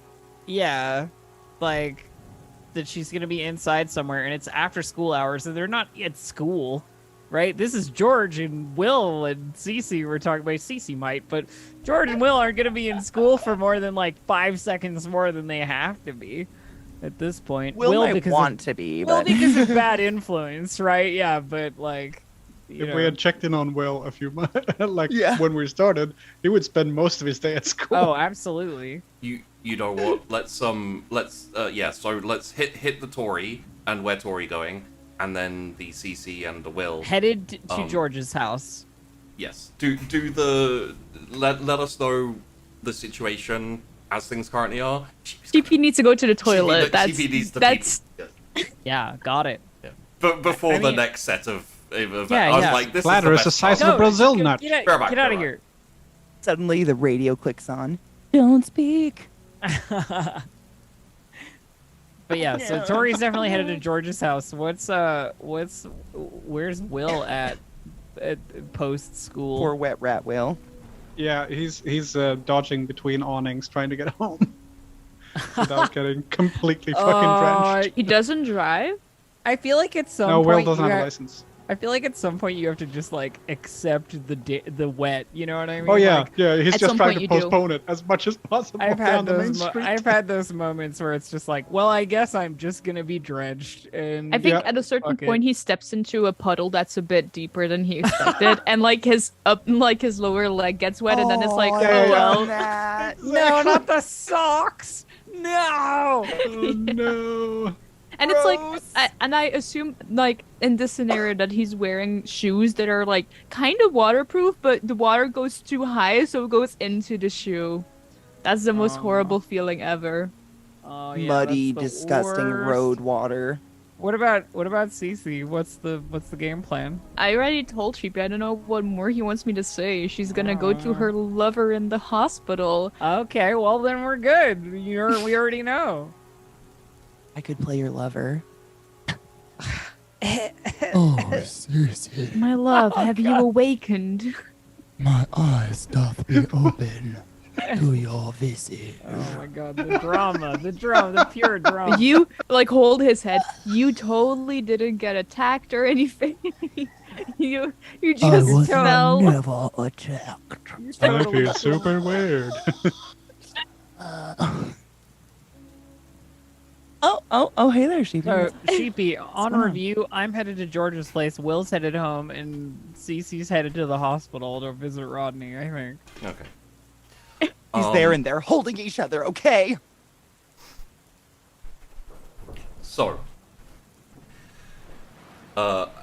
Will, as you are headed home, Dodging between awnings, trying to stay dry-ish for as long as possible. He will get drenched, Impossible. but he's trying to delay it to the end of the main street. Challenge, essentially. challenge rating impossible, yeah. Yeah, exactly.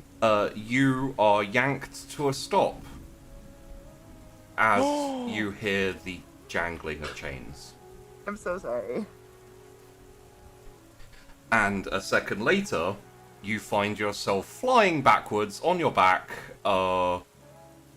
back towards the school, like kicking up water, basically, like. Oh, okay. So, So it's like apologies. I came to the end of the leash. Yeah. More like you're being reeled in, essentially. Oh, okay. Oh, I mean, scrambling, trying to get a hold of something. Yeah. I imagine flying through outdoor seating furniture and parasols and all kinds of shit. A scene from Inception. The buildings are just Yeah. warping around him as he Yeah, pulls through everything. or any scene from a zombie film when they have the big truck coming through and you just see zombies Yeah. flying in a V shape. Except it's chairs. At the same time, the camera cuts over to the school entrance, where the chain is like jangling and pulling in through the front door. A figure walks out past the chains and out into the main street. I'd like to. I think this is the situation, Sheepy, where everything just goes like panic mode because he doesn't know what the fuck is happening. So he goes like ice cold, like fight or flight. The arms and legs go cold, and all the heat just goes to the to the internal organs to kind of stay alive. What I will say before you kick off is, in the current situation, you are unable to manifest anything. Oh no! But I still think that happens. Yeah, though, yeah. 'cause Oh it's- yeah. You 100% do. Yeah, it's oh shit. Yeah, and then This will I be keep, fuel for future anger.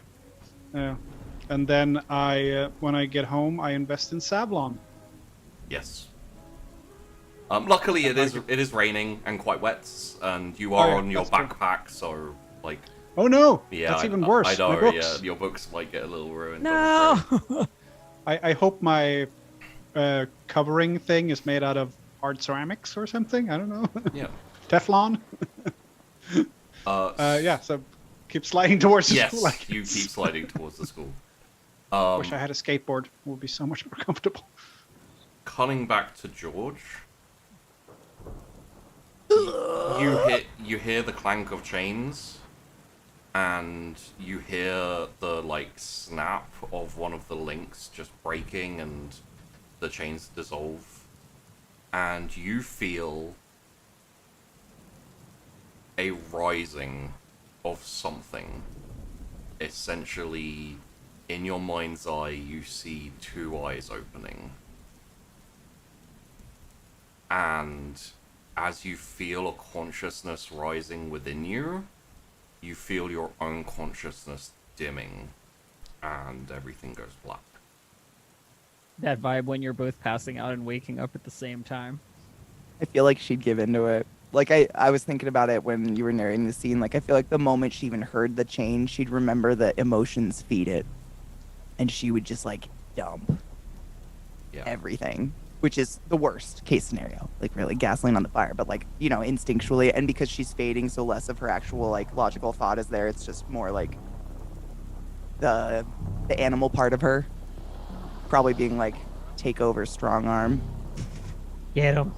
Get him. And And we all are scared. and you find yourself face to face with Chef Jeff. Hey, good. Sup? Back here again, huh? Yeah, on purpose this time. I need your help. It's not really in my hands anymore. I think that was kind of the point.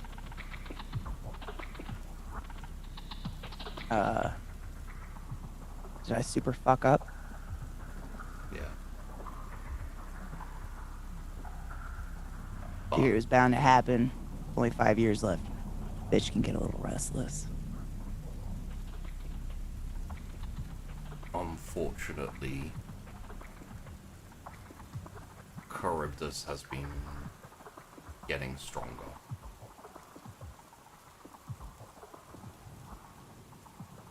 It knew a teenage girl was probably a great place to nest, huh? Well, Quail Town was a great place to rest. Oh. All So it was that, another one of those wrong place, wrong times. well, for you. For us. Yeah, but you're just a projection, right? Aren't you just Just a remnant. kind of Charybdis talking me into going to sleep? Oh, no, I'm me.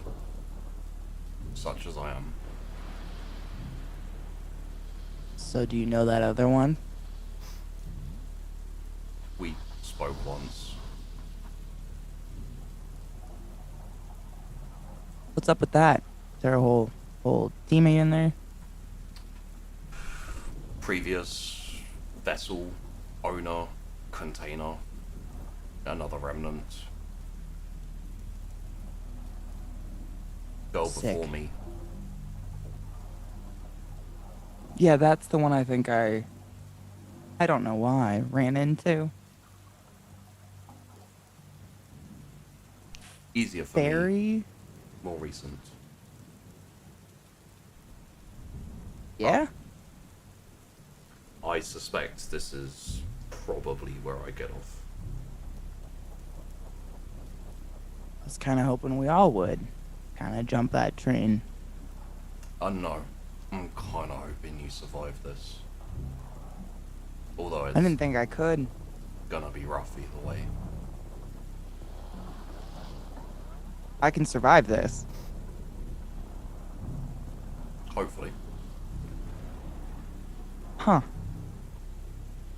I may have not been so reckless had I known that. Well, that sucks. Because I think I just tapped out. Yeah. Yeah.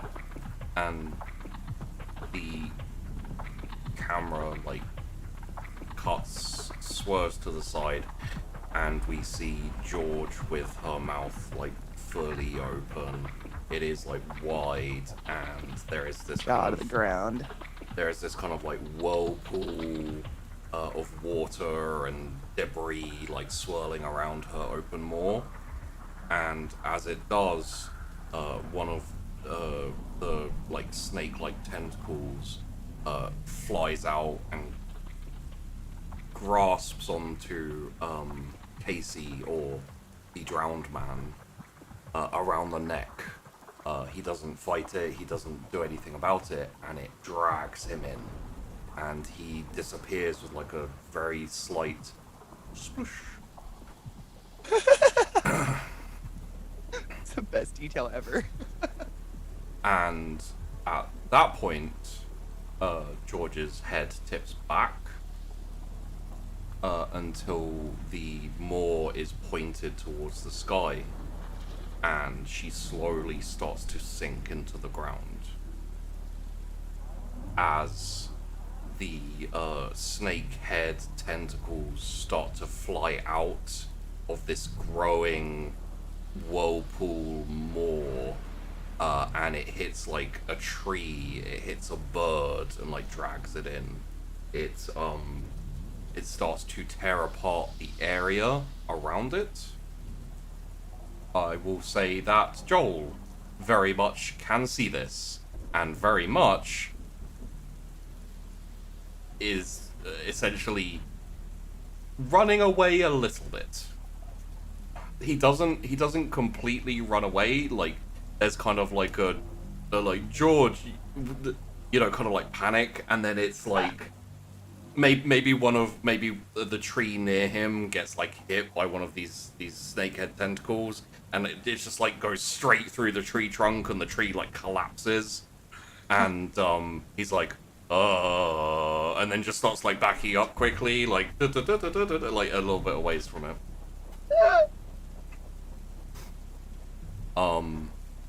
Oh, he'll be okay.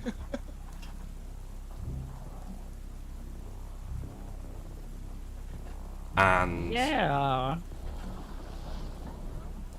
I think it's appropriate enough to throw in this to CC. As you're headed back, it is something in the periphery of your consciousness, but you do feel a slight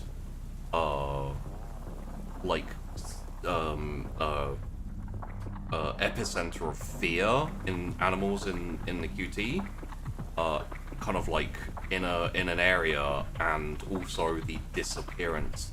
Like, you don't experience death when an animal dies, like that would be ridiculous, but you can, to a certain degree, if you concentrate on it, notice that animals are like, the consciousnesses are disappearing to a degree.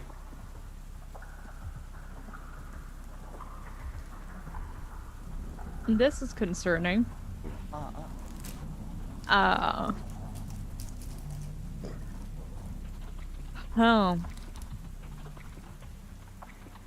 Shit, there aren't any mobile phones yet. Curse this I know. decade. Damn you, 90s! You just started driving really fast and sweaty.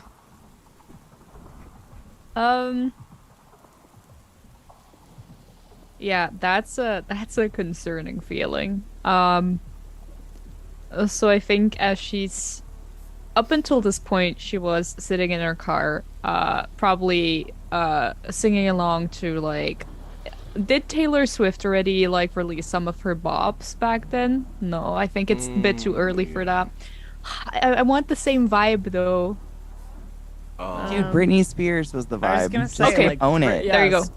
Yeah. So or she's I'm a genie in a bottle, just saying. Christina Aguilera, yeah, you got pop. It's Brit- just like Britney they're all Spears is broken. good. So she's sitting in her car, just singing along loudly, because it's like raining. It's a whole vibe, you know.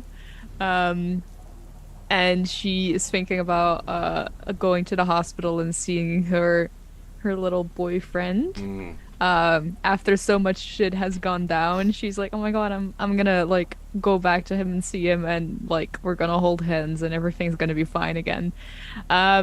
So she's like doing that in the rain, and suddenly she like, I think she breaks abruptly, and she like has that very concerning feeling of suddenly a lot of life being consumed. Imagine it's like Disappearing. lights going out. Yeah. Yeah. God. Normally in this situation, first thing she would do is contact Mr. Knight. Yeah. But she's a new sort of trying to be independent young lady. She's like, God, shit is already going down. In her head, this is the colleagues that have already arrived in town and are doing some fucked up shit.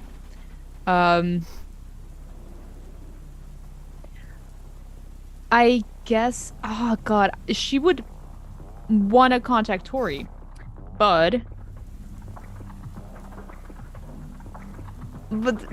no phones. So, oh wait, she could.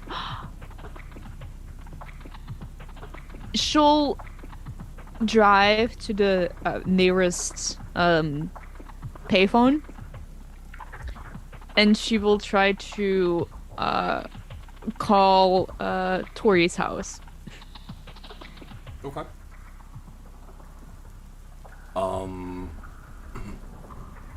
I would say that, yep, you drive and nearest payphone, ting ting ting, and you hear Whitlock residence. Does it sound like one of the kids? Yeah. Okay.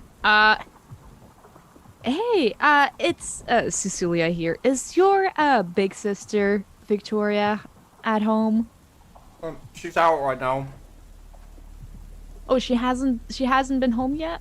No. All right. I think it's time you head to bed. It's way too late for you to be up. Good night. And she hangs up. Yeah. And I think she'll quickly try to do the same with the other two, probably having the exact same thing where someone else in the family picks up. It's like, fuck, they're not home.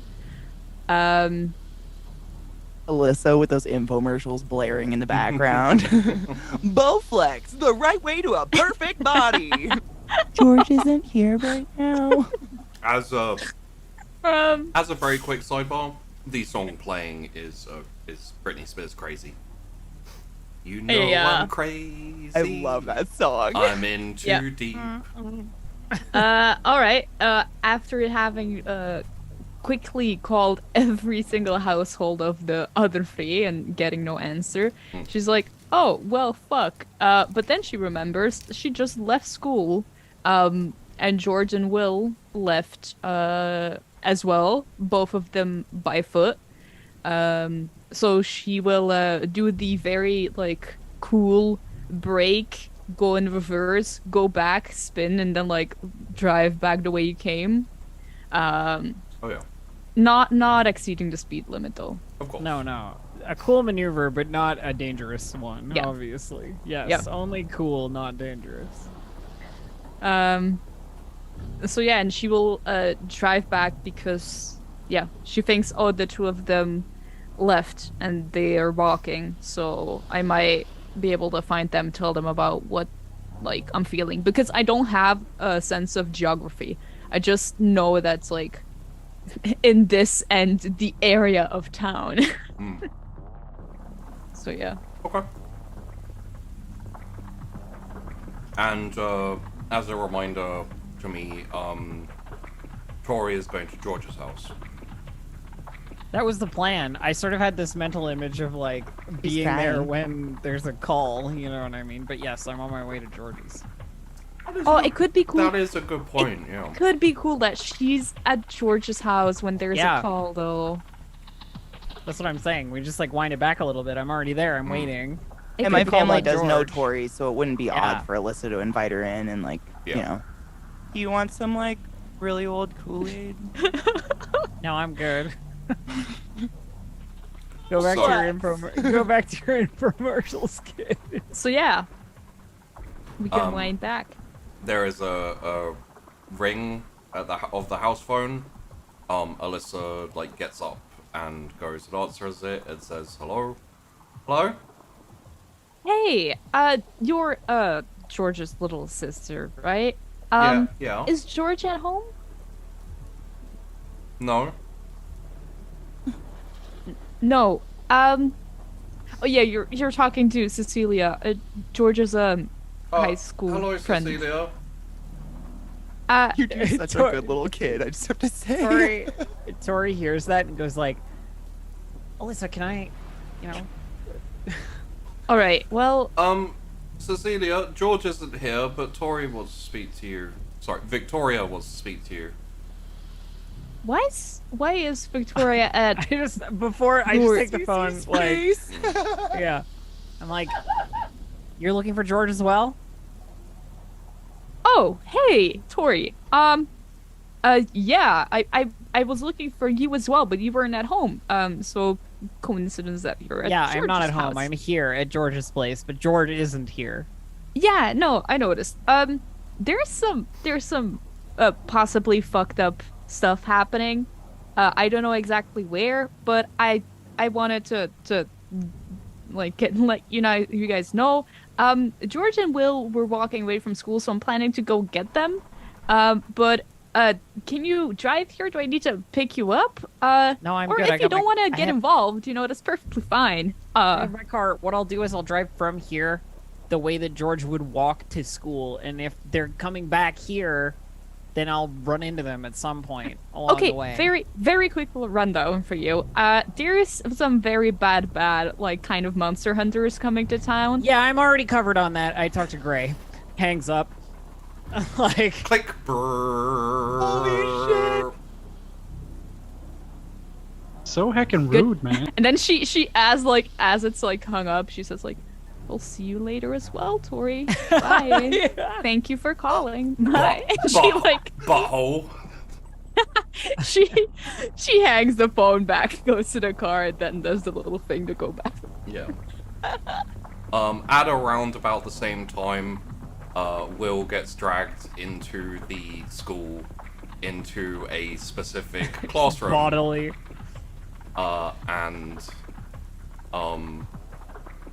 Yeah, you hear Mr. Ashford say, "Will, glad you could make it."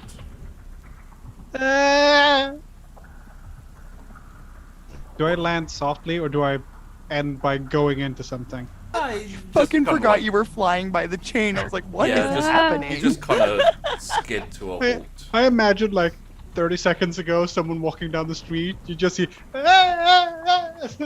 bouncing down the fucking.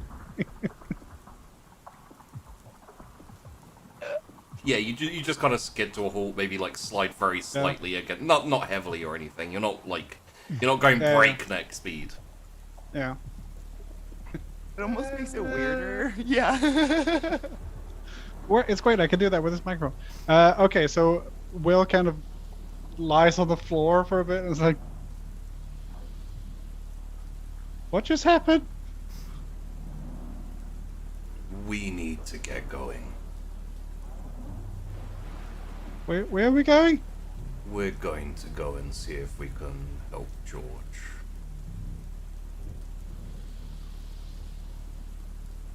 Okay. Is this really the best way? Ow! Ow! I think I sprained everything. Well, hopefully you can still walk, because I'm going to need your help. My dad's got one of those Motorola Novadex thing. Really handy. If you could see your way to helping me up, I'm going to need you to get me to George, please. Will kind of rolls over and looks at him. What am I looking at?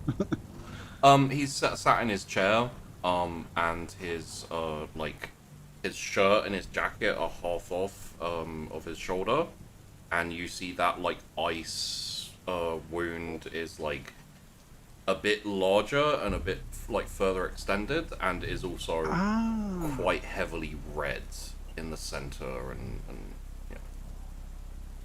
yeah. Will ask Asher, like, should I heat that up? Would that help? Not so far.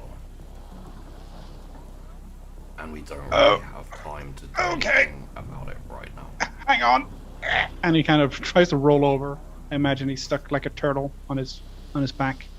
and he rolls over and gets up and brushes off and realizes trousers are absolutely fucking torn to pieces.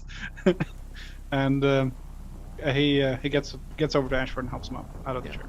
And he kind of like gets up and like wobbles and essentially like puts his hand, like quite a lot of weight as well, just FYI, on your shoulder. And he says, "I'm a little bit tired, so let's go as fast as we can. But if I pass out, smack me awake." Fast as we can. Yeah.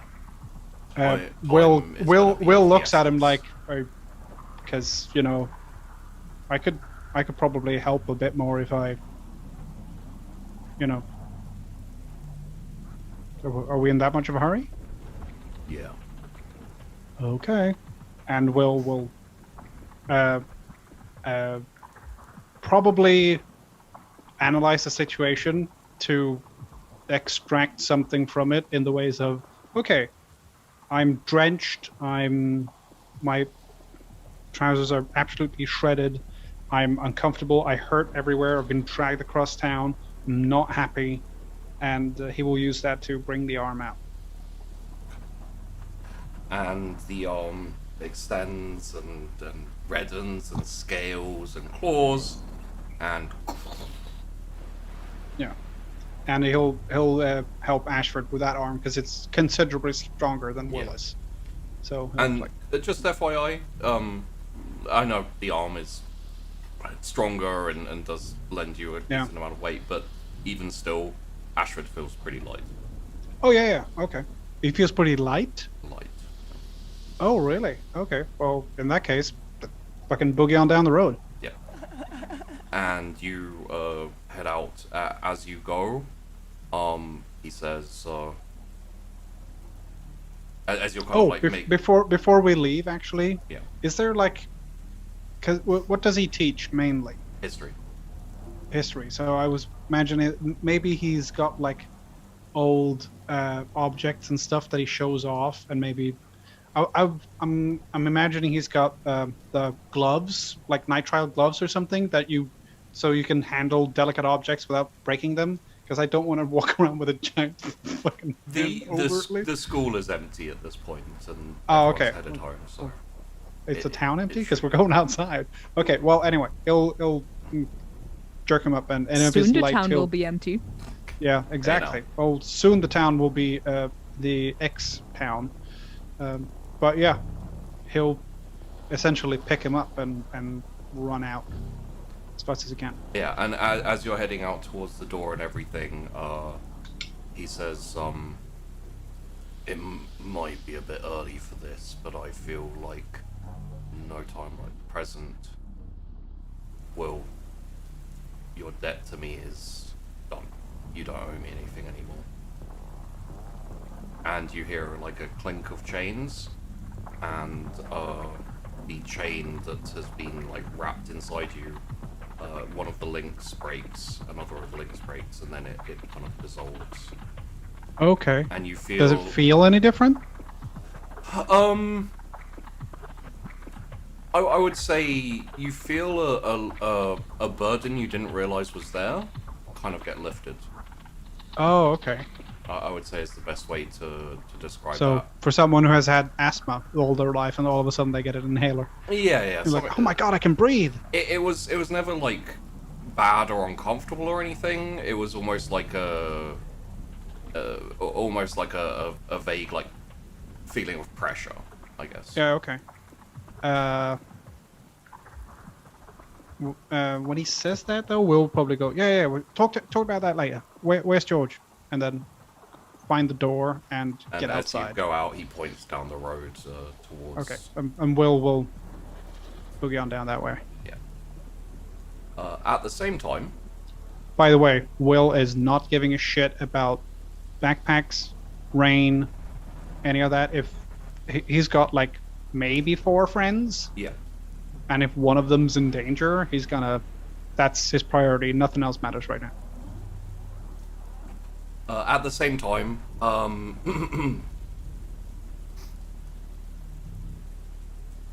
in the road, a figure emerges from the mist around about where George is slowly sinking into the ground, and says, essentially, well, hey there, beastie. I think you and me need to have a word. And Bella walks forwards towards George. One of the snakehead's tentacles like flies out of the moor and flies towards her.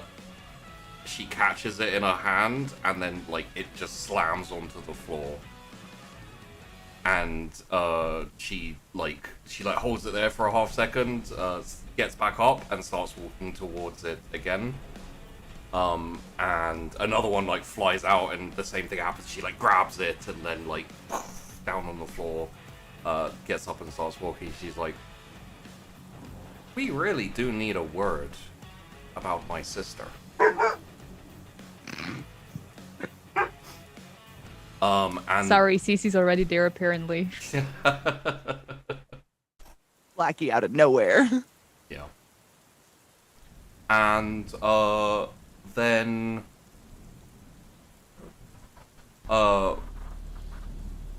we return to George in the Woof.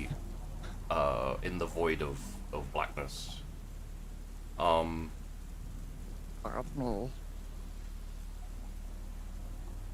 That woof got me so good. Yeah. Yeah, it scares the shit out of me too. They're so sudden. Where did we leave off with Jeff? Did he? I said, I just tapped out and I think we're fucked, and he said, yep. And I said, yep. In that case. And then we clipped to my mouth wide open. Yeah. In that case, he says, I wish I could help, but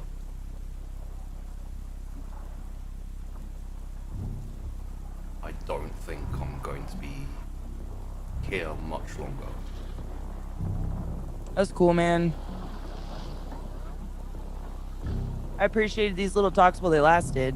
Wherever you go. Nothingness, I guess. And you can kind of see him like shifting a little bit to the side, almost like he's being pulled. And as he starts to fade out and dissipate, he slowly disappears into the blackness. He says, "Good luck, George." And Well, shit. and then walking out of the darkness is a small girl. Again, Oh, god damn it. as I said before, she's a teenager. She's not. She is quite small in frame. She looks a bit younger than she actually is. But and she says, "Hey." Oh, hey. Do I have to go through all of you? Is this like a hell? No, Oh, okay. I just thought you'd like some company. Oh, thanks. Yeah. I thought maybe I was gonna have to have some heartfelt talk and just watch anything dissolve that ever had that in it. That's a lot. It's best not to watch. It's not the To best. watch? Hmm. Watch what? But this. Perilous, eating, destroying, Oh. consuming. Huh. Never really thought about it. No one's really given me a full-on description of what goes down. It's best if you don't really know. I mean, normally when I go back up, I don't know how to put that. Nothing's physically different. No, it reverts. I Oh, guess. okay, yeah, no, yeah. I was thinking maybe like it burst out of me and my skin flesh went flying and it had to grow a new one every time. I don't know, like a werewolf. I don't think so. I'm not even sure that that's how werewolves work. Me neither. Are those real? I never met one, but I didn't have much time before. Yeah, you had like less than a year or something, right? A couple of Like weeks. some weeks? Yeah. I kind of accidentally did that. Huh. Not a plan, but, you know, like, I don't know what else to do. There's a dude up there stuck my feet in the ground and started drip dropping at me, claiming to be a friend. So I Okay. tapped out. Well, you were... Once the chain broke, it was going to happen anyway, even if you didn't choose to. Oh.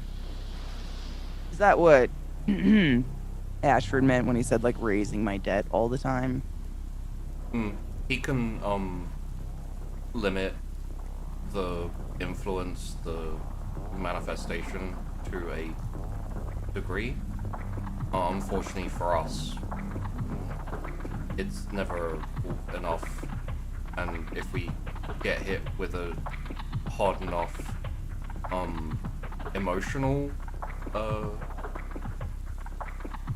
then it just breaks. Oops. So, now what? I don't feel anything. Like, I physically don't feel anything. No, you're not in control of yourself now, so. Yeah, I kind of did that on purpose. I didn't really know what to do as myself. In hindsight, bad plan. But what would you have done? I died. But, Was on on purpose? no, slightly. Oh. Then what Um, happened to this thing? It moved. So it just there's no ending it. Maybe. It's like a flea. Just kind of hop, skips, jumps.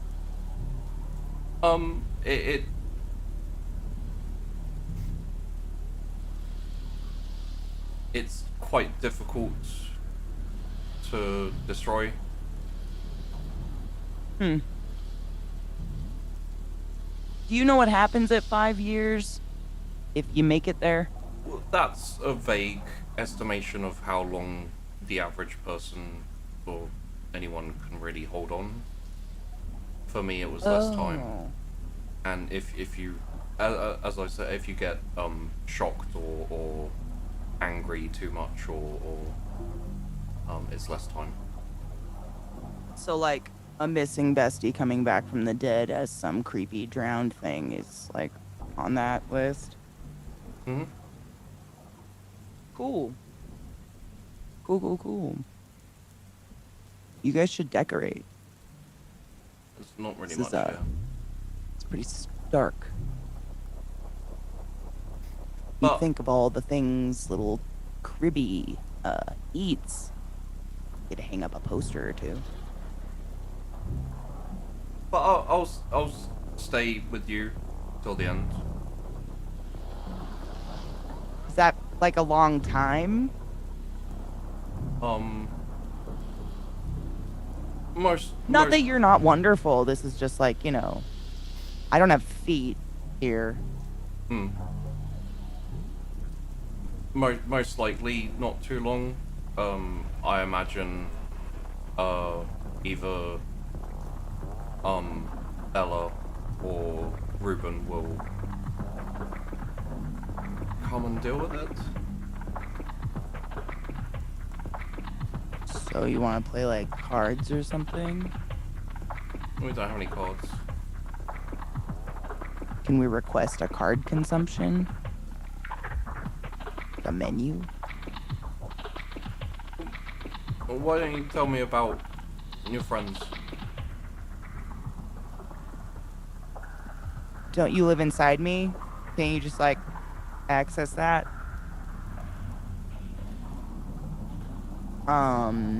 There's Joel, who's a genius. Valedictorian, even. One of those. Doesn't try hard. There's Will.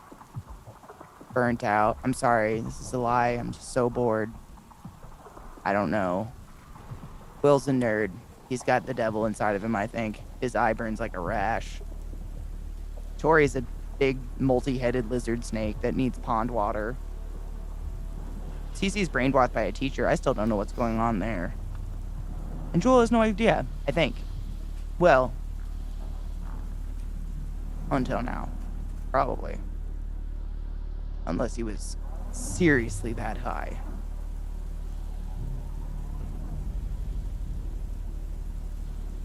But didn't the other story sound so much more real? Yeah. Oh, there's a puka living under my bed. What's a poker? Exactly. Okay. It's like a monkey cat that talks and eats bread and milk. I don't know. He's kind of cute, to be honest. It smells like vanilla. It's weird. Do you have friends I did. that were maybe less complicated? Possibly more complicated. Oh, so is that just the thing? The thing? Like we finally start to accept puberty, the hair and the pimples and the everything else, and suddenly it's like supernatural death.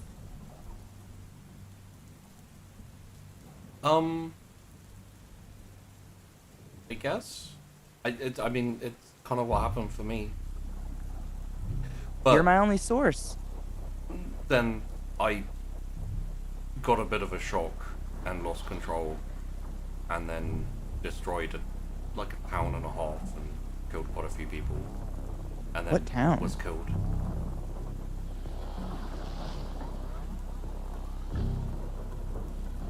What town? It was nondescript, random Louisville or Jambalaya town. Oh, yeah. I heard like a mine was on fire under that town and everybody just like bailed, right? No, that was me. Badass. You made it into the history books, kind of. Luckily, they stopped me before it got too bad. Oh, so people can stop me. Well, that'd be, I don't know, good? Bad? It depends.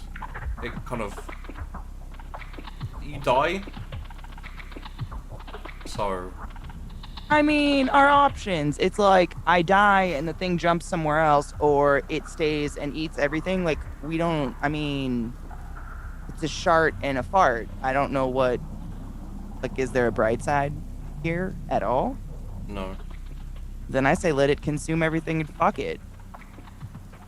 Why do we keep just fighting it every 30 years or however old our teachers are? They're like 84 or something, right? I don't know, they're wrinkly. What's the point? For what? Well, because otherwise... everyone dies? Well... Yeah, but no one's here to lament that, so like, fuck it.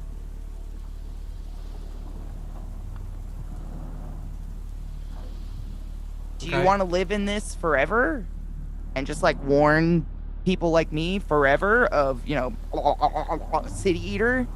Mostly,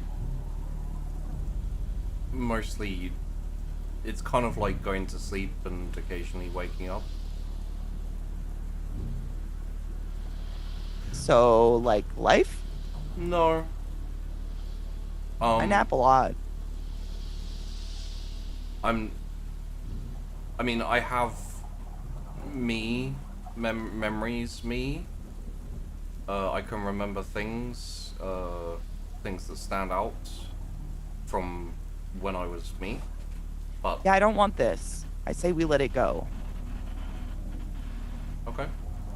You sound like a bad recording. I mean, I don't mean that as an insult, but obviously you've lost pieces of yourself, and this seems like a dire existence. I don't want this. Do the people up there want to fight this forever? Like, who's it gonna jump to? Someone else? Some other little kid? Maybe? Yuck. Seems like a terrible idea. Well, unfortunately, you don't have much of a choice anymore. No, I'm just passing the time. Oh. I don't know what else to do here with you. We don't have cards or posters or color crayons. Might as well theorize the impossible. Okay, you can do that. And the camera, the camera cuts away and up to. So like unicorns, bro. You've never heard of a unicorn. And up to Will and Ashford, who have just got to the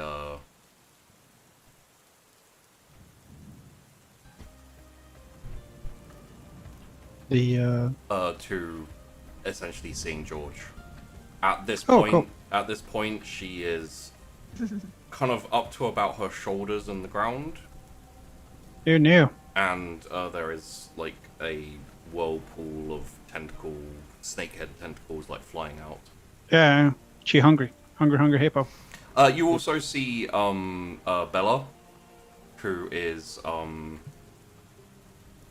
kind of having she's gotten fairly close, but she's kind of having a bit of a grapple with the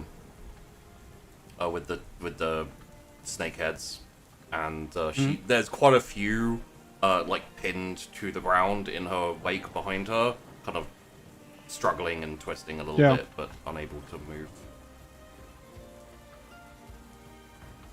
I get there when I'm looking at him to do something. I'm like, oh, what the fuck to do?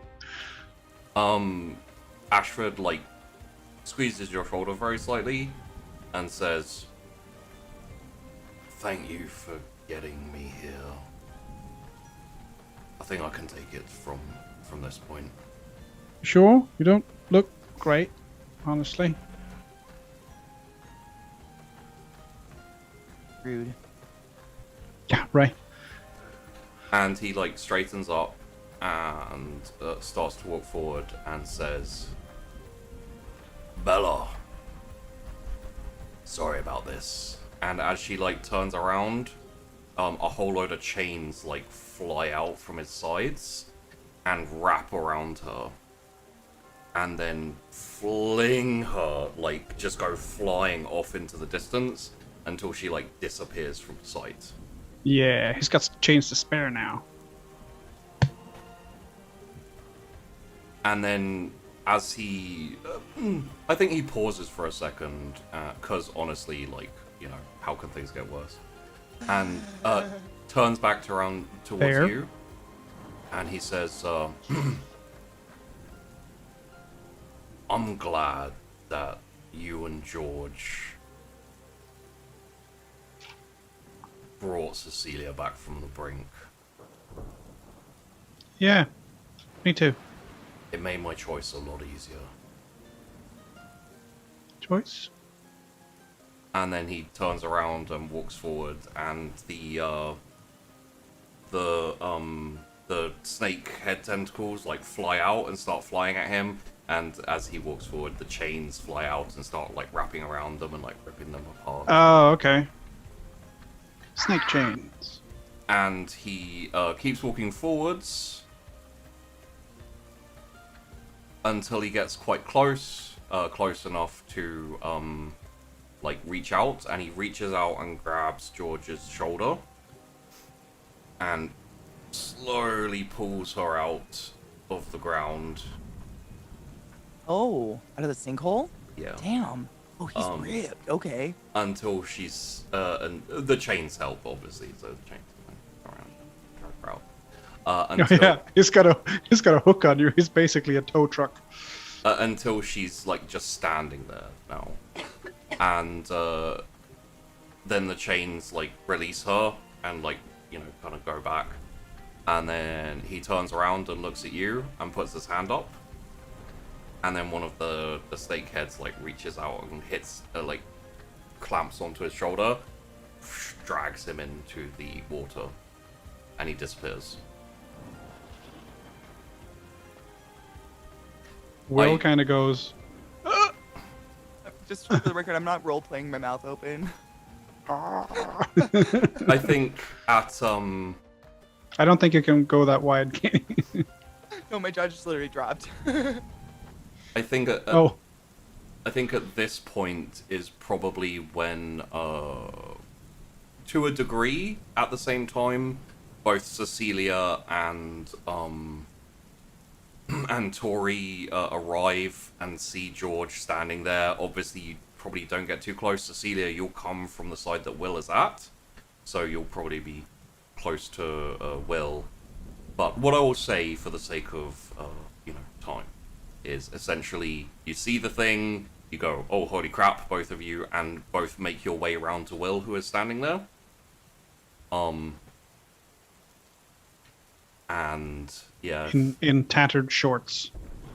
again, for the sake of essentially time, I think there will be as we switch back to George, there will be a exchange between the three of you, whereby Will explains what the fuck is going on to the best of his knowledge, so that when we switch back, you're caught up. How are we? All by of the them way, just how standing there, are mouth we? agape, like, How are we? Because this is still a vortex, right? So Yeah. is Will standing far enough so that the thing isn't like in reach? So, the way the snakehead tentacles are kind of working right now is they're darting out and hitting things that are close by. Sometimes it's the ground, sometimes you are stood far back enough away that it's targeting other things for now. I imagine it's kind of like a sea anemone. Like, they go out, grab something, come back in. Yeah. Um, Also, if one of the snakeheads shoots out towards Will, he still has his arm, so he's gonna slap the fuck out of that snakehead. Slap that snake fucker. Okay, I will try to do something. I'm glad to just roll for it, but I'm like good to do it after you have another scene with George. Okay. I want to try to possibly minimize the damage, but we'll see. Right. George, you are shooting the shit with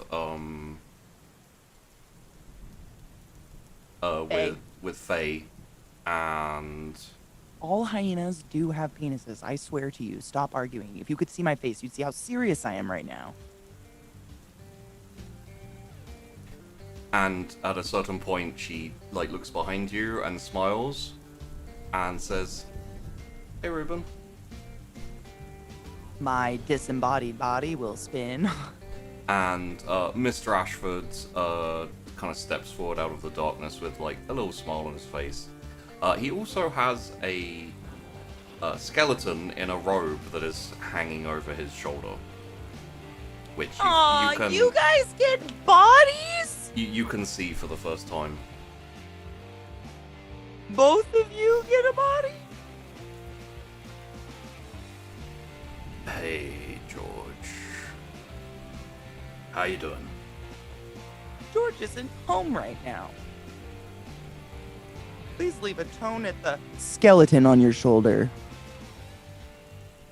Don't worry about that right now. How you doing, Faye? She's like, yeah, I'm okay. Nice to see you again. I take it you still haven't figured out an answer. And she says, hope you're okay. Wait, Eva. But how are you? Can I tap out of this one too? I'm tired. I was part of the occult research group who looked into with Bertrand and Bella, my sister. So you kind of stirred this shit up. Cool. And Thanks for that. Ashford says, Not really. This is something that happened to us when we were investigating. It's not really Faye's fault. Okay. Technically speaking, it's my fault and Bertrand's fault. Thanks. We didn't know that stress and emotion is a trigger. So Why, while in high school, did you decide to research magic? college. What? We Okay, were in why? college. Bigger why? Seemed interesting at the time. Okay, can you pick up more interesting hobbies in your next life that don't, curse 3 generations later? I'll see what I can do. But as a note, these things were happening already. We just stumbled onto it. Mm-hmm. Okay, what now? To the party? And Why are you here? Faye says, probably here for the same reason as last time. To kill you and stop Charybdis from ripping apart the entire town and killing lots of people. Sorry. Perfect. Can you do better this time? I have a different plan. Because, you super failed last time. Apparently. According to Fairy over here. I have a different plan this time. Okay? I don't want to be stuck in this. Like one of those Jeffs. You won't be. Are you going to be a Jeff? No. Is she going to be a Jeff? I'm gonna take over. Yeah, but then you'll die with it, and then it'll just jump to someone else. I am not planning on letting that happen. Both myself and the burden and Charybdis will be torn apart. Alright, sick. And hopefully, everything will be fine after that. But, if it's not, tell Tori and Cecilia and Will, you're gonna have to deal with what comes after. Oh, goody. Now, So, we're all gonna be stuck still, with weird demons or whatever, just without an adult to ask about it after this, and this might potentially not work?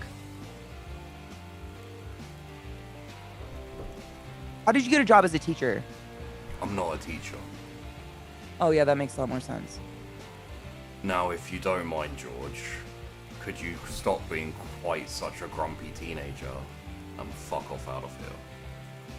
I would love to! I've been stuck in this fucking... And she just gets cut off, I imagine. Just disappears. Yes, as Blink. well, As she's bitching.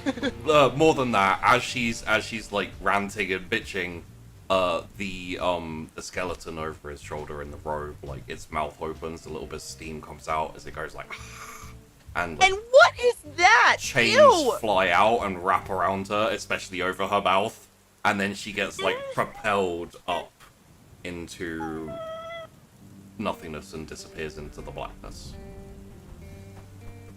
Coolest Christmas ornament ever. The camera stays in the void for a second, and Ashford turns back to Faye and says,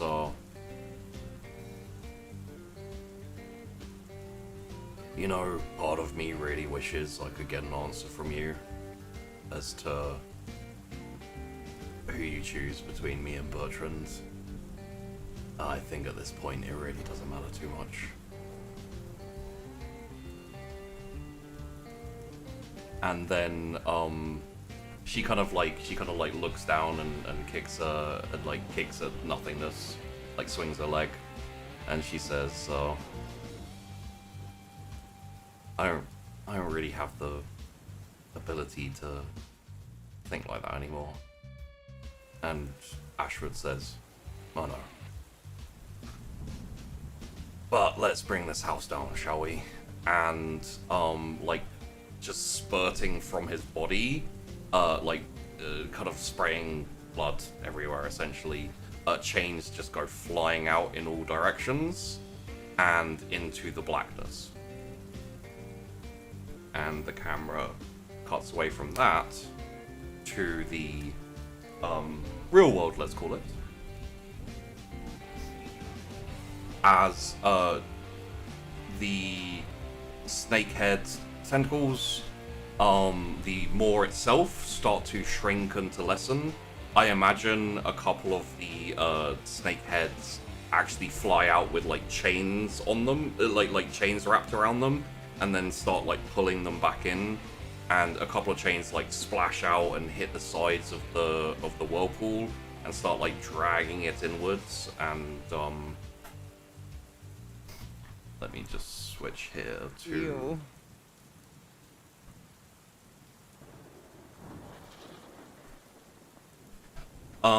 Start like pulling it inwards, and essentially within maybe 30 seconds it has completely disappeared, and George's like mouth has started to close and set. And George, you come back to consciousness, just standing in the middle of the road in the rain. Standing? Alright.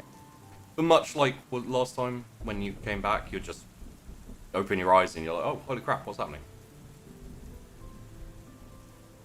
Oh, holy crap. What's happening? Uh, I'd probably I imagine I'd cough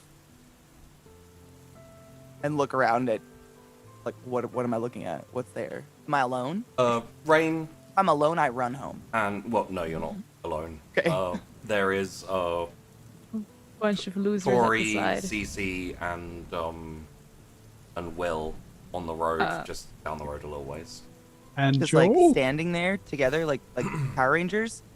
Yeah, because I imagine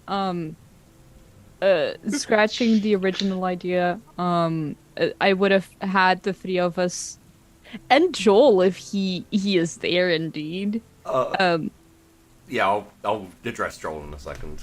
Okay, sure. So if he's not there, going from that, I would have asked the three of us to stand together to kind of form a barrier around us, to keep us safe while we were probably figuring out what the hell to do with the swirling vortex mass.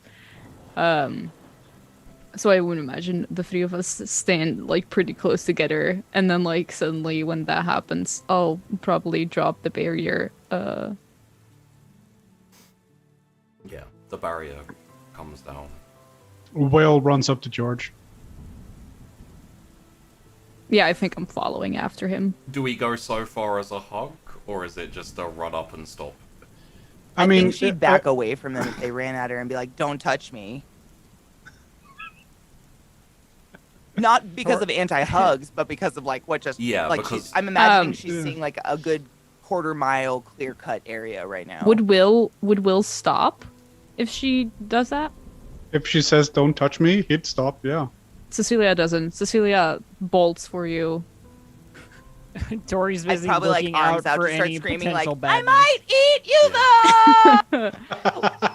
though!" And as that tableau happens, you also hear a squish, squish, squish as Joel finishes walking up the hill, and he stops and stands there. He's like, "I don't think I'm high enough to have imagined that, right?" Will looks at everything around and looks at Joel and goes, Yeah. "Dude, you're so high."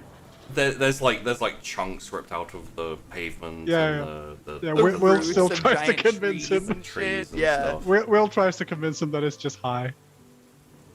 And he walks up and he's like, "You had snakes in your mouth?" You're so high, man. I'd probably kind of walk towards him and kind of look him over and see if he's injured at all, and very uncharacteristically, like do it, like slowly hug him and just start to cry. I think she'd just like, you know, she probably that whole time, I mean, honestly, she was being very cold and calculated because she thought she ate him. Like, if that was what was going to happen, he was so close by, like, chances are she fucking, like, just disintegrated him. Yeah. And that's what she truly thought. She didn't think she'd come back to that, and that's why she didn't want to come back. She fucked up. He's like, hey, oh, it's okay. Shut up, man. No. Shut up. Stop. She's gonna fingers on his mouth. Shut. Let me. Okay, we never speak of this again. Like the whole thing, or? Because I feel like we kind of need to talk about the, like, the lady who was trying to attack you and. What lady? Oh, I didn't know she was. You guys see a lady? Ella. Tori Yeah. Tori just looks to George and is like, "How much do you want him not to remember this?" Fully expecting her friends to Look. go along with it, and they didn't. She will sigh and look at him and say, "Oh, we have some talking to do, I guess." But when you George asked if was there a lady, Will goes, "Yeah, Bella." Thanks, bud. Yeah, no problem. No, not you. You're Oh. fine. No problem? Yeah. I guess Question we have mark? stuff to talk about. And so, like, what happens now is that, like, I'm not really sure what was going on, but is it over now? I'm kind of hungry. I could eat. It is raining. As a note, George, you don't feel that void anymore. I was actually kind of imagining she feels like true hunger for the first time in quite some time. Yeah. She Oh feels my god, she hasn't actually Yeah. felt hunger. Oh my god. Well, that's according Yeah, to Sheepy, like the glutton, you never are full. Like no matter what you do, you have a always- void. You're hungry forever. Yeah. Yeah. I don't want to break up the party.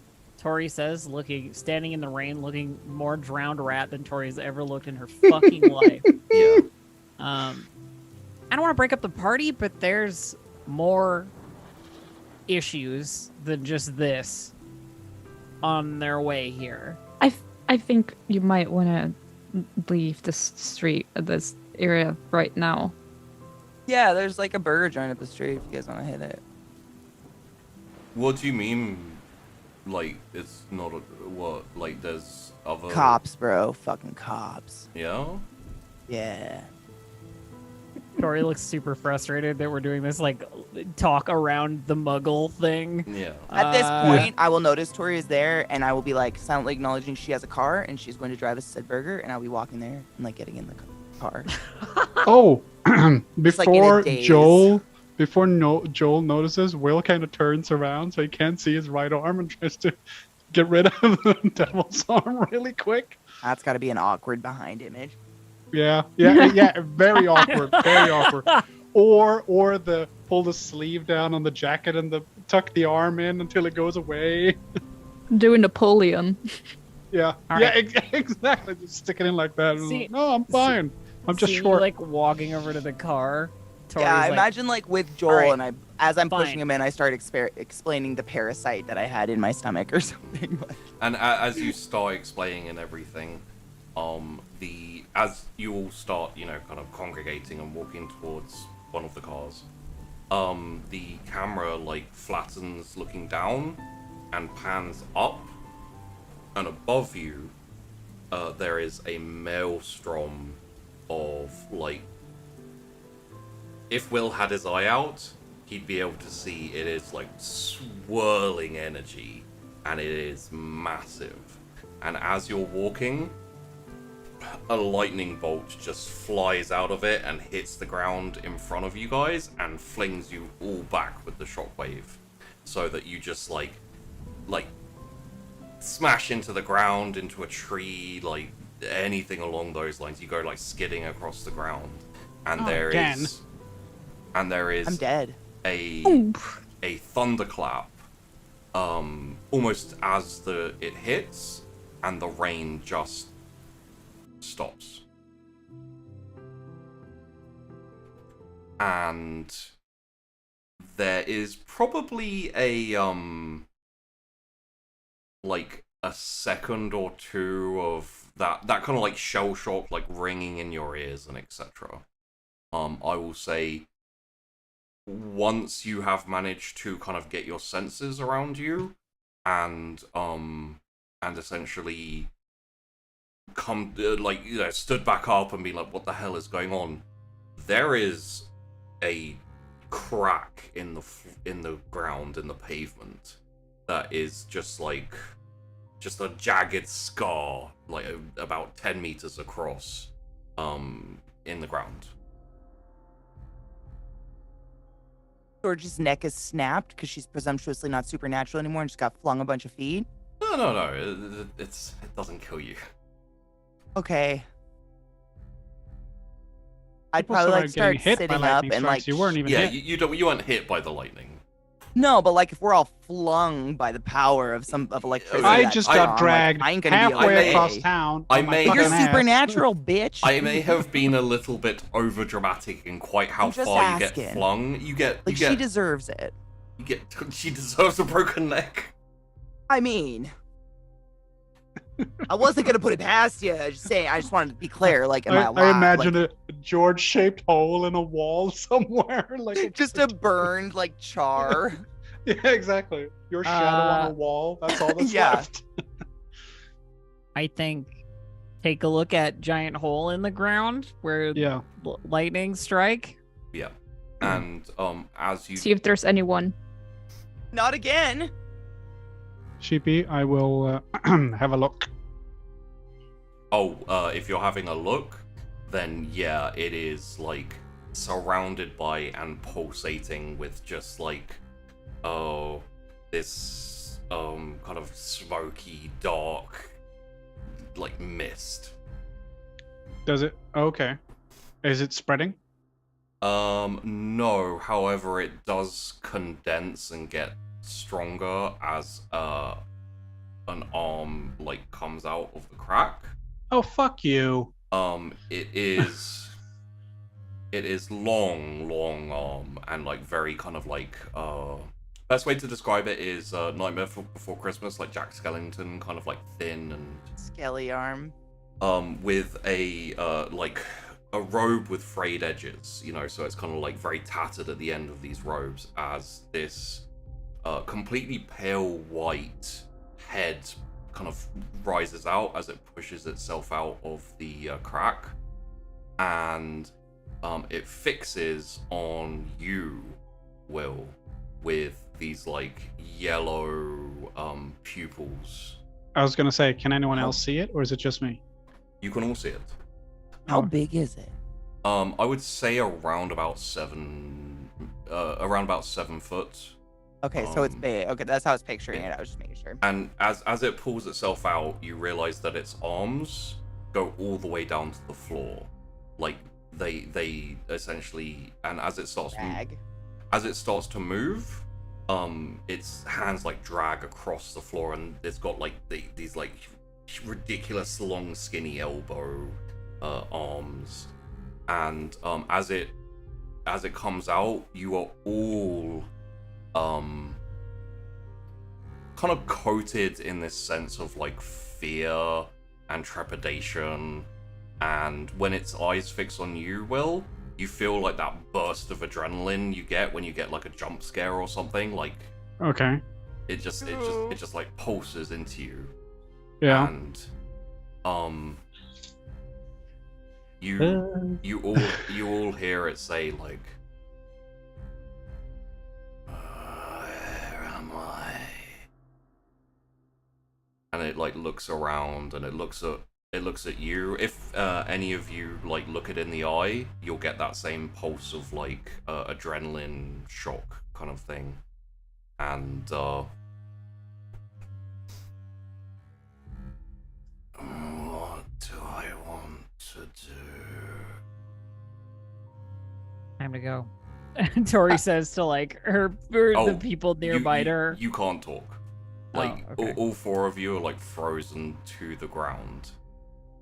And then after a second, it like looks around and away, like into the distance, and starts to like goof, goof, as its hands like start dragging behind it as it starts walking off down the road. And then Question: yes. Can it do? If I look at Joel, is he like looking at it, like he can see it? Yes. Question mark? No, sorry. Yes, he is. Oh, okay, so it's not like only supernatural people can see it or something like that. Oh yeah, George wouldn't be able to see it anyway. Yeah. Okay. And then, another hand, Oh no. and another figure pushes itself out of the crack in the ground. This one is quite small, probably about 4 foot tall. And I will say, as this figure comes out, the sense of fear and everything starts to fade from you all, especially as the figure disappears into the distance. This new figure is in a fresh suit, looking very, very dapper. And you will notice that every now and then you can't see the lines. It's one of those like pinstripe suits. The stripes pulsate with like red glowing, like almost like a heartbeat every now and then, and it just goes like around his suit. And he steps out, and you feel not overpowering, but you feel agitated. You feel a little bit frustrated. You feel a little bit annoyed. And he looks around, and his gaze fixes on George. And he starts walking towards you. And as he starts walking towards you, he slowly grows in size until he's right close to you, and he's probably about 9-10 foot tall. And he leans down and he says, "You're quite angry, aren't you?"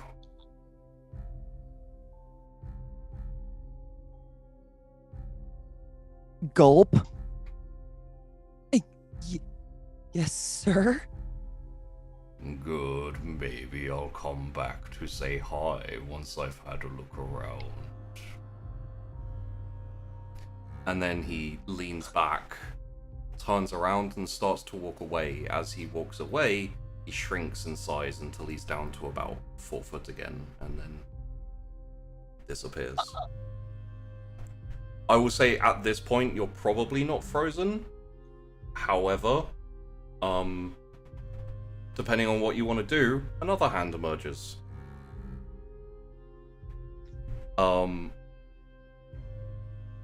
Quite delicate, quite petite woman pulls herself out of the crack, the scar in the ground, with a soft yellow and gold sparkly gown, very, very figure-hugging, very tight. And as she steps out, you all get overcome with a sense of satisfaction. Everything you've done has been completed. You have no more desires left to be filled. You are given a sense of serenity. And she steps out, pays no attention to any of you, looks around, heads off in a different direction, off into the field, off into the woods. And as she walks away, that sense of like serenity and everything slowly fades, and you start to feel like those everyday desires and things kind of come back to you. In between, in between things keep calling out, I'd probably like elbow a couple and be like, should we go? Yeah, let's get out of here. Yeah. Like, I want to watch, but also that one got so close to me. I don't know how many figures are going to come out of this clown car let's ass back up. crack. Will doesn't want to leave because he's think it's probably a good idea to count these fuckers to see how many there are. Assuming they're not gonna emerge in perpetuity. But definitely step back. Okay, you kind of like step back and away and like one more does step out. You see it kind of pull itself out of this like scar in the ground and dust itself off. You hear it say something. You see it pay you no heed at all, wander off in another completely direction. Basically, all four of them have gone off in different directions. And you remember that it was there, and you remember that it climbed out. You can't remember what it looks like, and you can't remember anything about it or what it said. It's like everything about it just slipped out of your brain the second it arrived. Okay.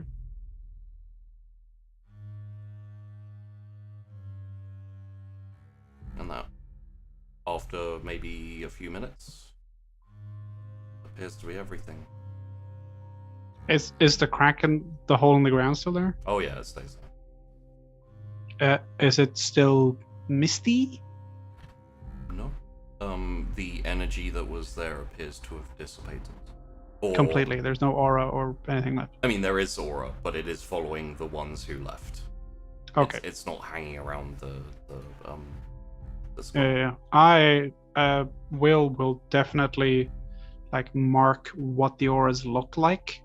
So if he comes across them again, he can be like, "Oh, I recognize this shit. That's the creepy lady with the tight suit, or pinstripe man, or You know what? knuckle dragger." Give me a roll. Oh my god! This Get on the will, laptop. this will be I can roll for you if you like. No, that's fine. I got it. Okay. This will be a vision thing and an aura thing. So Okay. Let's see, look- I gotta maximize here so I can see what hell I'm doing. looking through, I would say supernatural tracking, strong. Oh yeah, vision, that's exactly what I'm doing. So that would track. insight. 2 moves ahead because I want to try to do this in a way that I can remember. Your mic is Like, crackling a bit, by stretch. the way. Just started Oh, is it? randomly. Is it okay? It's still crackling a bit. Ah! What's going on? Sorry, chat. No problem. Uh, 2 moves ahead. I was thinking because it's a strategic move to try and remember all of the things. I would say not 2 moves ahead in this instance. We'll go. Okay. We'll go with the supernatural tracking, strong vision, and insight, and appraisal actually. So those 4. And How about tactically minded though? Because it is tactics. it's not really tactics. It's a. Well, it's strategy. Okay, roll 4 then. This is something different to what you were trying to do. It's something you might notice. Oh, okay. Okay. So I'll go with smart as well because it's essentially discerning something. So that will be 5. Mm-hmm. And just see. Emotional stress, stress maybe. I would say stress. Yeah, that will be a. So 4 will be the roll, and go with investigate on this one. Okay, let's see. Investigation. That is A great success. a great success. Good roll.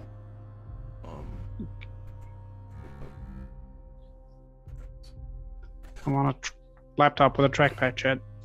So, what I can give you for this, like, because you're essentially seeing their aura, seeing the trail they're leaving behind as they haven't left, and obviously the aura itself like will slowly dissipate a bit and become a bit weaker and stuff. But while you're still seeing it, it doesn't look like something supernatural. Oh, really? And it like the standard, you know, like the Alps, for example, it doesn't have that same kind of like misty aspect to it, where it's a bit unformed. It's a lot more formed Okay. And it also doesn't have the same kind of like aura or shape that the others have had when you've seen them, like Cecilia or Tori or anything. I think Will's theory, as it is now, is these are like entities that, like the devil stuff and the cryptis and the hydra and all of that. These are entities. It, Like that. It is a decent theory. However, the auras don't look the same as yours. The entities inside. Oh, they don't look like that either. Okay. In the moment that we can feel we can move again, after having seen all of that, Susie will say, "Oh, fuck. I'll get my card later." And she runs to Tori's car, opens the back door, hops in all very quickly, sits still, and like scrunches down, holds her head like in her hands, closes her eyes, and tries to a bit desperate, I guess, because also probably a lot of the wildlife around this area disappeared just now, so it's harder than it should be, but she tries to find and grasp different strands to try to find a flying animal, but if that doesn't work, something on the ground that she can like just follow maybe at least one of these things that crawled out, basically. And it's very, again, it's very bit more hectic, a bit more difficult, I imagine, than it should be. But she this is the first thing that's in her mind, is like, I don't know what these things are. I honestly don't know what we're gonna do about it, but it wouldn't hurt to at least know what one of them is up to, at least know what one of them is where it's going or stuff like that. Okay. I will say that I think probably the one that would be the easiest to notice would probably be the lady. Not just because some of the others have a different type of thing going on near them. I imagine like you try and coax, let's say, like a bird closer to you managed to see the first one who came out, the long arm draggy one.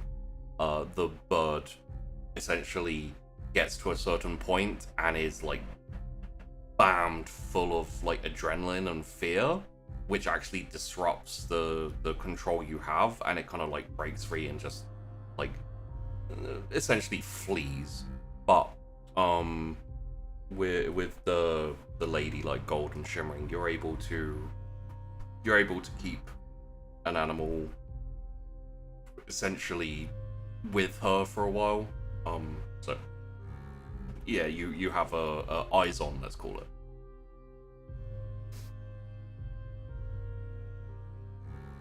And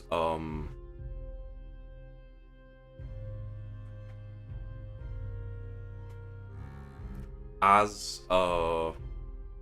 this has all happened, I think we're going to fade away from the group as they are, shall we say, clambering into Tori's car. Yep.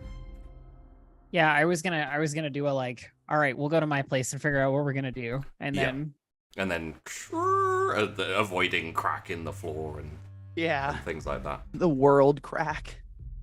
So as the camera kind of like moves away from the car, as the car like, you know, peels off and heads down the road, heads to Tori's, the group is going to essentially bundle into Tori's and be like, okay, the fuck. Anybody seeing us on the way in, I'm just like, you forget we were here today. yeah. I like that Joel's been dragged along with this as well. Yeah, fuck it. Yeah, Joel's just like, yeah. new friends, man. Sick. Yeah, exactly. Who's got weed? As that happens, the camera glides away from Quail Town and kind of looks out over the expanse of America from a high height. There is a moment hanging in the air, and then the camera moves and zooms in on a road that leads towards, eventually, the QT. There is a car driving down this road, abandoned road, not abandoned road, but empty road, and there's a car driving down it with a figure sitting on top. He is blonde, blue eyes, very handsome. He has a white kind of like almost. It looks almost like a martial arts suit in a way. It's very like almost like a gi. Yeah, almost like that, but a bit longer with like sleeves and everything. And it's white with one red stripe down the center and a couple down the arms. And on his back is this like ornate cross, like bejeweled and golden, and he is just he's sitting on the roof of the car with like his arm on his knee, and the car's just like flying down the road. The camera fades back away from that, and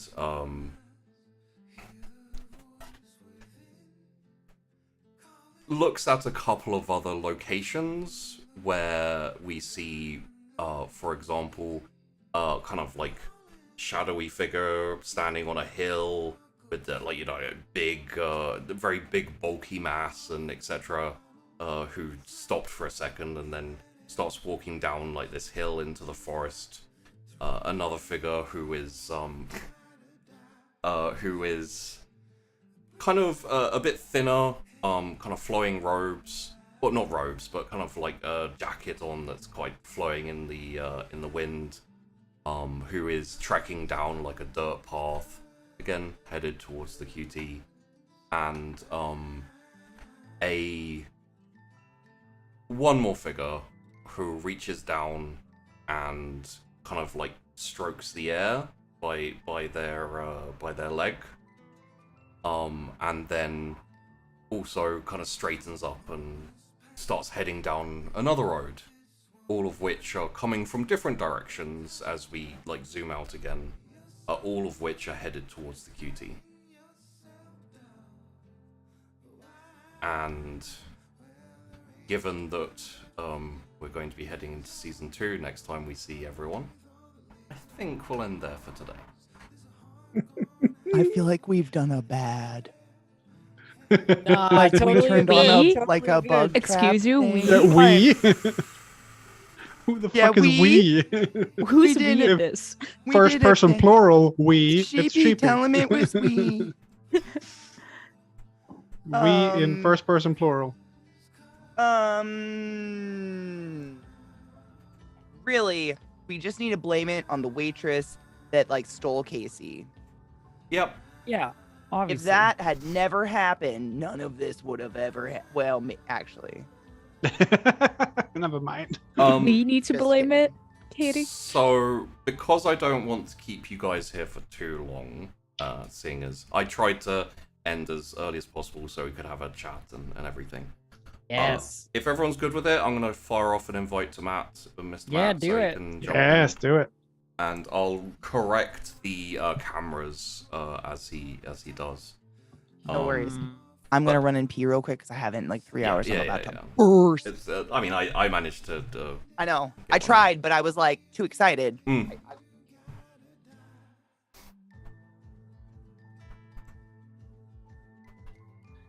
Hope Chant has enjoyed the first season of the QT. Yeah. So good. I've had Oof. a fucking blast. Me too. Tori's been super fun to play. It's been so nice for me. So I talked to Sheepy about this. Like, hey, stuck as the perpetual GM, and now it's like oh no, you get to sit back and relax and play the game, and like, Hell yeah.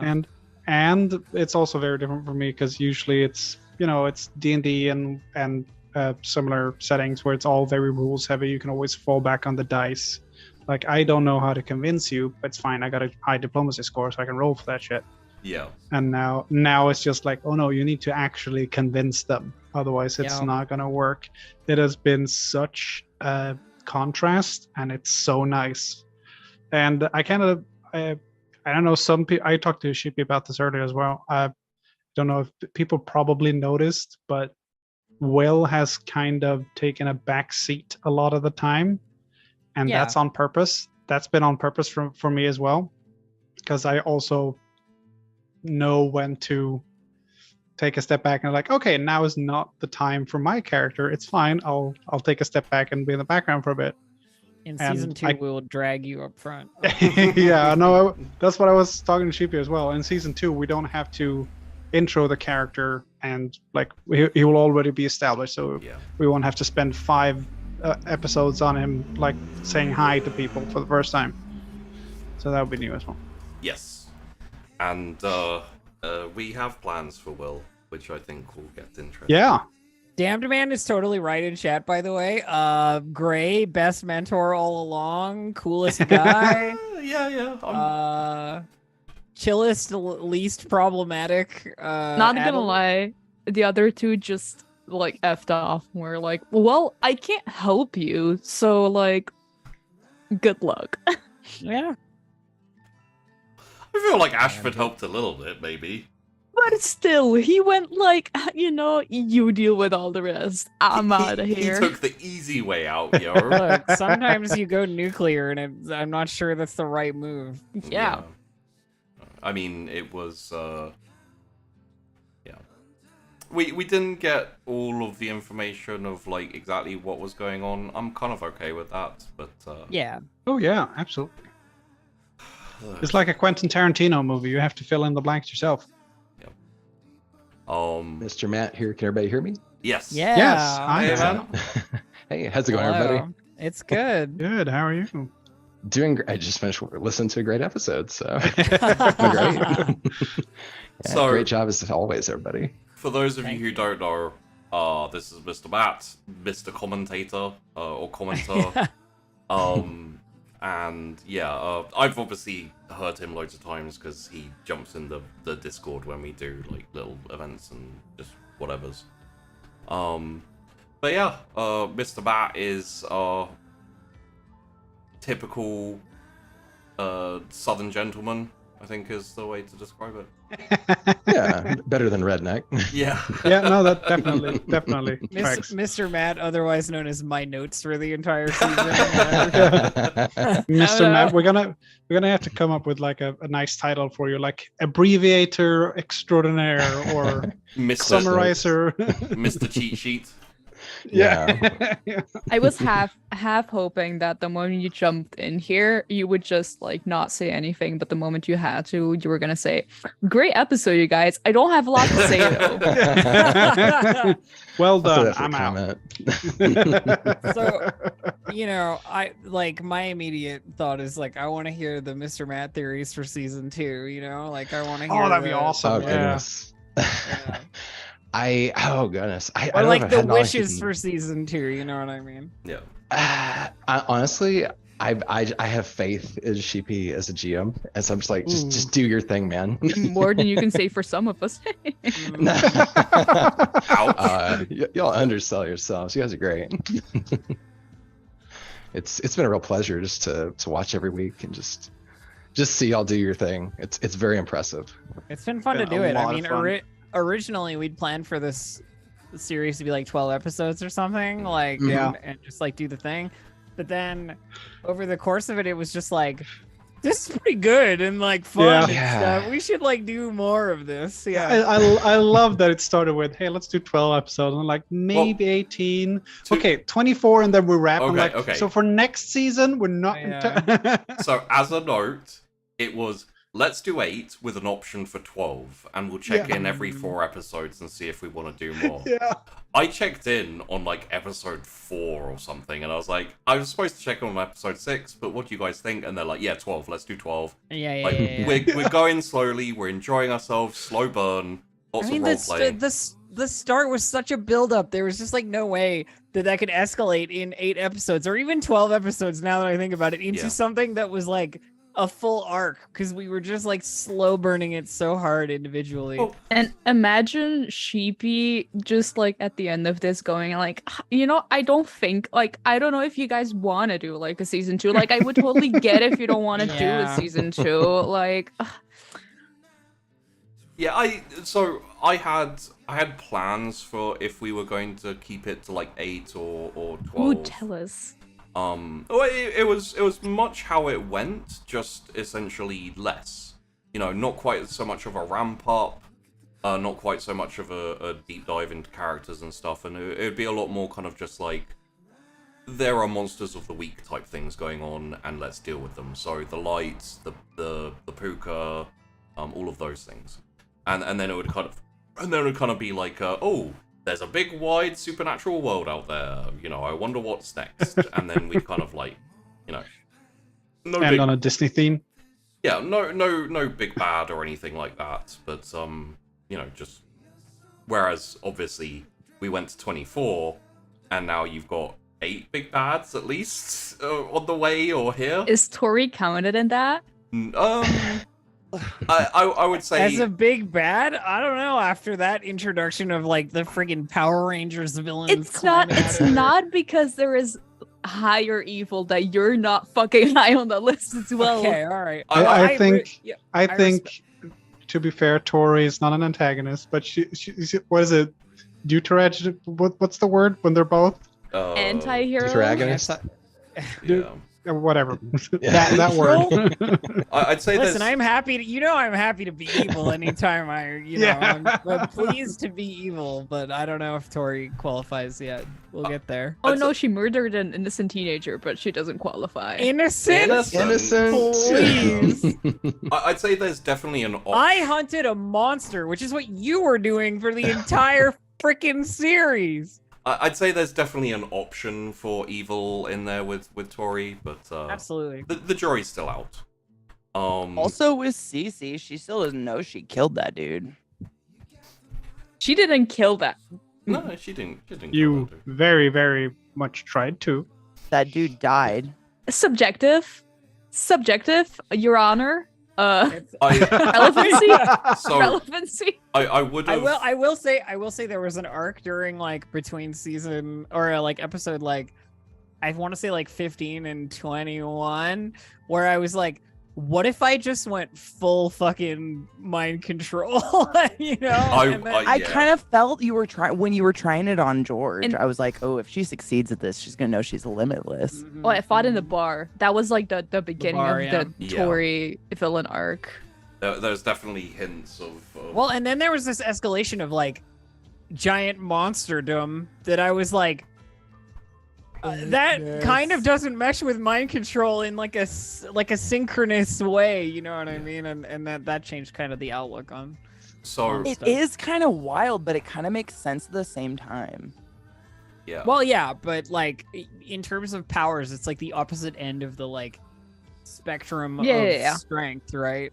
Yeah. So I will say, I would have liked to have allowed for a bit more of a group finish, where it's kind of, you guys would be able to like chat a bit and to kind of end on like everyone together, like discussing the future. That's good season 2 opener though. Yeah, right? yeah. Seeing as there is a season 2, I'm okay with how season 1 ended.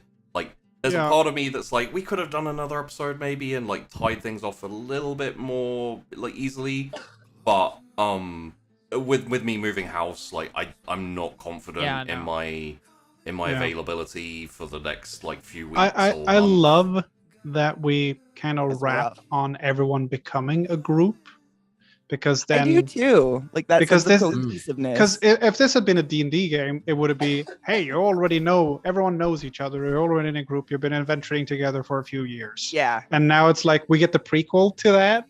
That's Yeah. season 1, and then season 2 is, hey, you already know each other, you're already a group, you've been adventuring together You've for been through the months or whatever. shit. Yeah, Uh-huh. exactly. So, what I would say is, starting off, Mr. Matt, Uh-huh. what are your thoughts on the episode finale? Not many. Did you expect things to go this way? No, I expected, due to last week about the hunters, I was expecting hunters to start showing up and people Right? be hiding. Yeah, because Sheepy just led us to believe, led us to believe that. Same. And then lo and behold, turns out the kind of for season 1 big bad was really George all along. Yeah. Oopsie Yeah. daisies. Yeah, whoopsie We kind of doopsie. got hints at that way at the beginning. I didn't even know it was me. True. But I remember at the Like- very beginning when like he was dropping. I don't even remember if it was conversation between Ashford and us or just Ashford and someone else. But he was talking about their past and their little group and how they had to take someone out because of the big bad. And I was like, oh shit, it'll be one of us. So, I kind of thought it was I- Tori for a long time, to be honest. I don't want to shine the spotlight at Will, but let's see. Tori has eaten someone. Mhm. George has eaten several people, and zombies. and Cece tried to murder someone. I haven't eaten anyone. It's true. No, but you've tried to kill someone, and I Will has haven't done none eaten of those anyone. things. Syring's just quickly moving the goalposts for Yeah. what No. So, if Attempted murder isn't the same as murder. seeing as not everyone knows exactly what's going on, if you guys like, I could very quickly dip into the exact kind of like Ashford. I will say that I don't want to get full spoilers. Yeah. Like I'm okay Yeah. with like not explaining things because we're Yeah, gonna have a exactly. season 2 to explain stuff, right? We do still have Gray around, so he can. Well, and Watch Cece what's dip like into- Sheepy be like flashbacks are a Ashford's thing, or, you know, Ashford's there's lots dead. of ways to do it. Oh, Yeah. I mean, yeah. Oh, Yeah, I mean, yeah. Yeah, I'd say anything that has a good chance of coming up in season 2. Yeah, you can just leave it unexplained for now. Okay. Yeah. Here's my, since we have Mr. Matt here, here's Yes. my Mr. Matt related question. And that's highlights of the 24 episodes. What scenes jump out at you like immediately? It's like, oh Yeah. my god, that was a Well, good one. Or, like, with it being you asking, obviously the swimming pool, all of that debacle. I was a fan of like, That was how a do I banger. describe being a giant monster, but like, but like in an emotional way, you know? I feel like How if do, our how do I campaign frame was this like in a positive light? an 80s book, the cover would be like the necks, in a splash of water and like this terrified cheerleader pushed up against a wall. One of those really theatrical paintings, like hyper Okay, but realistic. other scenes, other Yeah, different yeah. ones, I would say, let's see, for Cecilia, I'd say there's for some reason the date keeps coming to mind. It's not an action scene, but it's the most awkward but well done, well acted like bit of role playing I've seen in a while. Oh, Like, I'm so mad Sheepy didn't give me the hospital scene. I'm sorry. Okay. Cecilia Yet. just talking herself off that like ledge of a date. God, I love that. And then Like- onto another ledge, and Yeah, like the audience believed that they knew who Cecilia was up until the date. I think. yeah. Like you knew, yeah. There's something a little funny about this girl, and then you see the date, and you're like, oh no, there's a lot wrong with this girl. It's wonderful. Oh shit, she's fucked up. Yeah. She's Yes. all Oh funny. shit, she really doesn't know her. 100%. But then Rodney having no plan for a date. I mean, come on. Yeah. Yeah. And I Pain mean, in my come soul. on. I mean, honestly, it's got to be hard fighting against your better instincts. it's so much fun though. Yeah. Yeah. It's so much like today I was like thinking every single conversation like what is the one thing I can say to make this weird, like with the addresses saying like hey, can you tell me where you live? Yeah. No, It's not creepy or not in a anything. creepy way. Just tell me where you live. I know. Just because I want to keep eyes on you, not in a creepy way. And then I'd say for George, let me think. I mean, every time I think of George, I just think of just pure comedy because of Katie's emoting and just the jokes all the time. It's just great. I try not to. Every once in a while, I don't have my mic muted. I feel so bad. Chihuahua reaction Chihuahua. gif. Yeah, no, I look like that all the time while I'm watching. So yeah, it's I the do best. the I don't same have a watching camera. his other shows too. Yeah, I mean, Sheepy's witness to that. We've been watching Duacroma. My face the whole time is the exact same face. Mm-hmm. But yeah, I'd say this episode was a pretty big one for George. Because we got to see, and granted, Katie explained it later, a bit of that kind of surprising, what was it, nihilism from her at the end. Because that was interesting. Because before it was like, I want to help people. We can't let people die, save the world, kind of thing. And it's like just let it all burn down, basically. Yeah. Yeah, It was. who I fucking mean, cares? Yeah. I feel like she had that good guy attitude up until that bomb of only 5 years was dropped. Yeah. And then that sense of teenager, like, oh, fuck you. Yeah. Well, and that's such a short time when you think about it from like a teen perspective as well, right? Like 5 years is nothing. Yeah. Right. I'm gonna get 2 years of legal drinking. And you won't even be able to get drunk. I know. Maybe That- now that- she will. Yeah, that's George being happy now. I got rid of the I got George can rid of smoke Charybdis. now. I can fucking drink again. I'd We're like gonna open to, next season on just an intervention. I'd like to throw in for both George and for Will the Cecilia Turn basement. Yes. Yeah. That was a very good scene for everybody involved. I think that was a great scene for Cecilia too, but obviously, I we've already mean, done my a game Cecilia. plan was Yes. just to listen to Mr. Matt say one for each of us, and then have us each Yeah. do a top one, but not for you, like for somebody else's character. Yeah, and then of course I was going to say for LZT for the character of Will, for some reason it really stands out. I know it was a small detail, but I like the kind of subtle nuance early on of the chess matches early when it's like he's kind of starting to be an asshole. Like it was very subtle. Yes. Like Sheepy didn't even notice it, so I pointed it out, and it was like, oh, he is, because it's like he's getting this more competitive streak, and he's like, I have friends now, and I have this little thing I can do, and it wasn't like a full heel turn or anything where it's not believable or bad acting. It's that little change. Mm-hmm. Yeah, that I didn't want to. I wanted to make it believable, so I didn't want to do as I say, about face. And I was like, oh no, he's. Guess what? I was talking to Chippy and I chatted for half an hour earlier today. I was like, I didn't want to like one day he turns up and he's got like slouchy jeans and a chain on his keys and a loose fitting shirt with like FUBU on it and like a cap back to front and sunglasses and go like, I smoke now. I'm like, no, I believe smoke it. now, everybody. You gotta get there. Yeah, you gotta get there.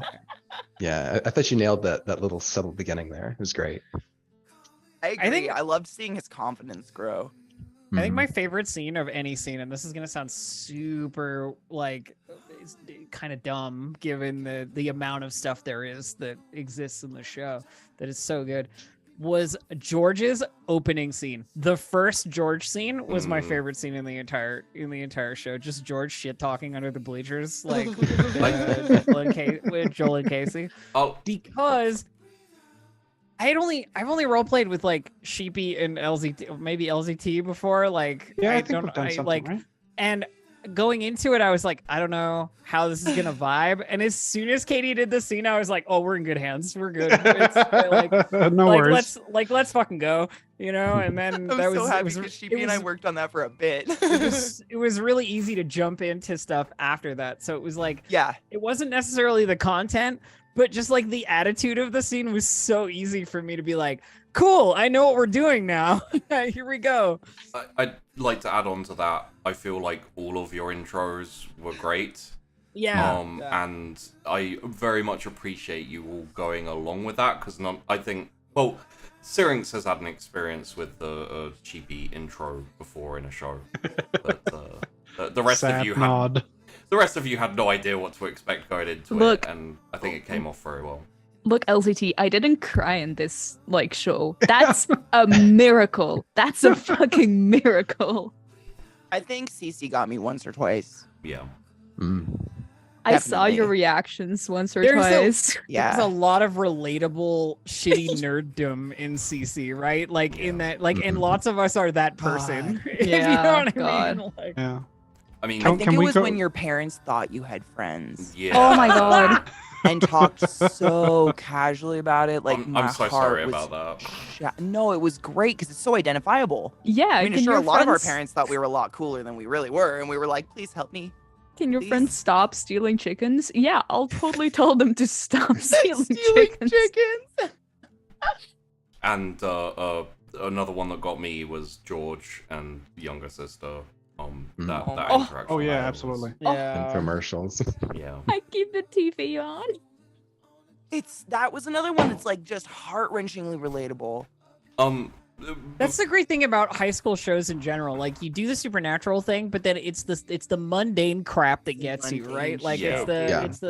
it's the like very relatable, like this is what it is like IRL Yeah. sometimes stuff, you know. And I We think have to that's really fight why- a MIT today, but we also have math Dude. finals tomorrow. yeah. I think that's why Cece hit me so hard was her struggle Yeah. to try to like she was already so.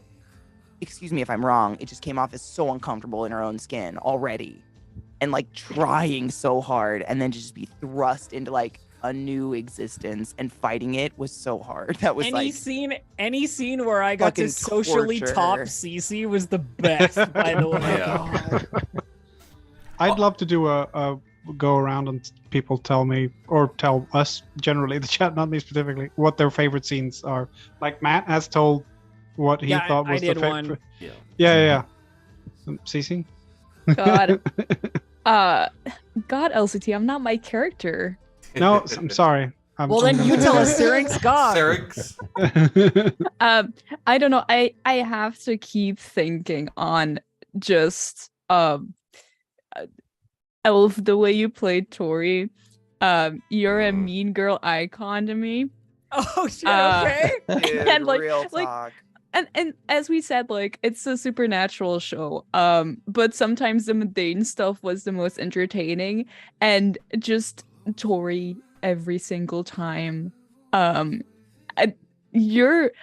don't know, I think you said that you played this character as like a challenge to yourself. Yeah, so when I was making the character originally, I was talking to Sheepy and I'm like, well, I could play like this like loner nerd character, and she was like, we already got one. I'm like, all right, opposite time, let's fucking go. I'll be the popularist person I that did exists. I did say to the majority of you, like, do you have anything you want to challenge yourself with, and like, Well- I think did we all kind of do that? yeah, Yeah, she was definitely outside of my usual comfort zone in terms of like roleplay. Yeah. But you fucking nailed it every single time. And I think the amount, like, I think Katie reacted a lot visually, but I think there's so many clips of you just having the nicest, like, baddest lines ever, dropping them, and me just going, Hard, same. I'd be like cheering her on though. I was like, I'm just channeling my inner like Tori's my Regina hero. George, like, you know, like kind of like, vibe. and you trying talking to, yeah. Chelsea down, like, in the beginning Yeah. before she was even the spider, just going, like, keep your hands off of him. And I was like, you piece, you dirty piece. And I was like, oh, I'll throw out there's so, my star. so that everyone else could do theirs. I'll throw out mine because mine isn't actually a scene. It is a setting scenario basically. Anytime I got to play all of your family members was the best. Oh, I yeah. enjoyed like just the sisters You and do parents kids so and- well, Sheepy. Like You you do. play The this kids Let's very- on not the let's not phone. say that in a clippable way where it Oh. can be taken out of context, please. You know what I mean? Yeah, I happy do, I do. birthday, happy birthday. You do Play- voice act the children on the phone uncannily well. I have to call someone who has Yeah. 2 young children all the time, and it's hi, no, okay. It's just perfect. It's just like these short clipped answers, and you're like, we're getting nowhere. Put Yeah, someone else like, on the phone. why do you answer the phone? You are Yeah, why do you know how to useless. do this? But yes, I very much enjoyed being all of the family members, and I'd say additionally just because we didn't have any siblings for Cecilia. Playing Rodney was a lot of fun.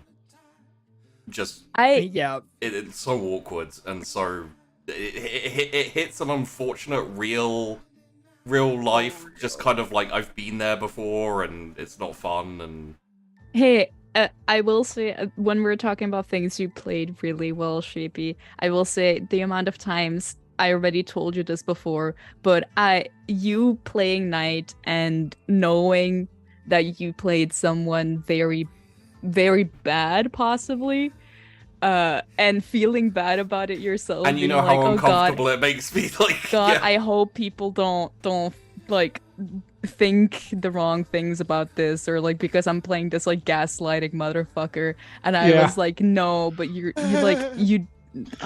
did it so well. It was Hey everyone, it's a role-playing game. We're playing Yeah. roles. Honestly, my favorite scene, that was gonna be them when it's Knight and you, Oh, both of you though. Mm. Like both you go, because I know you are like the fight in your mind to not act the way CC acts, like just soaking up his adoration. It's so nauseating. It's so well done.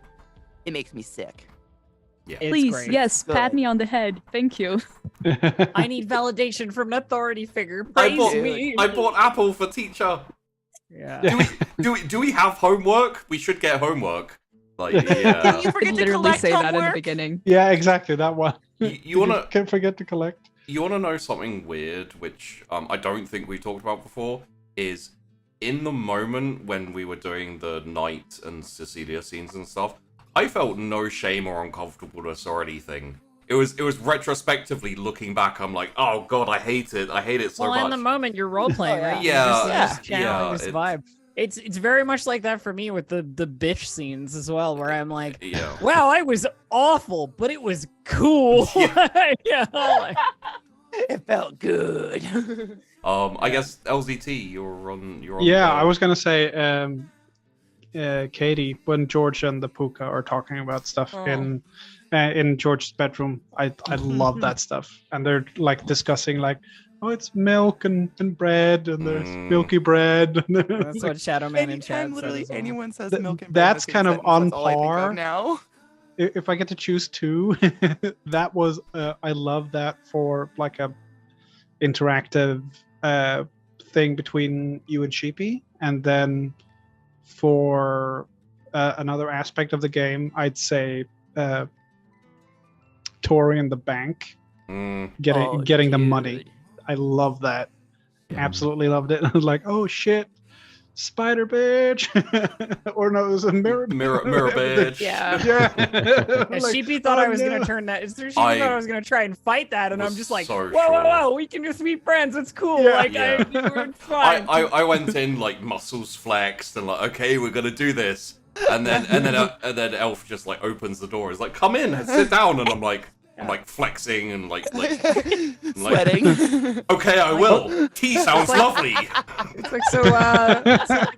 It's like what do you want? Can we be friends? Like Biscuits sound. I have a biscuits very sound high glorious. diplomacy score. Yeah. I would love some tea. Thank you so much. Use charisma. It's not the mind control didn't work. Quickly talk my way out of this shit. Like shaking. Like this tea smells fucking fragrant. I love it. Would you like milk? Yes, please. So, yeah, the next thing I think, which could be worth doing, is for Mr. Bat, you are the voice of the chat. In this The instance, voice of the silent majority. Lots of pressure on you.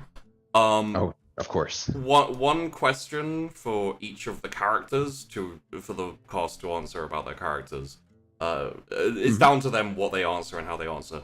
And also, one question for me, which I will answer about the show. Okay. So, no, Okay, yeah, feel free to ask me whatever, and Yeah, I will hit answer us it. up.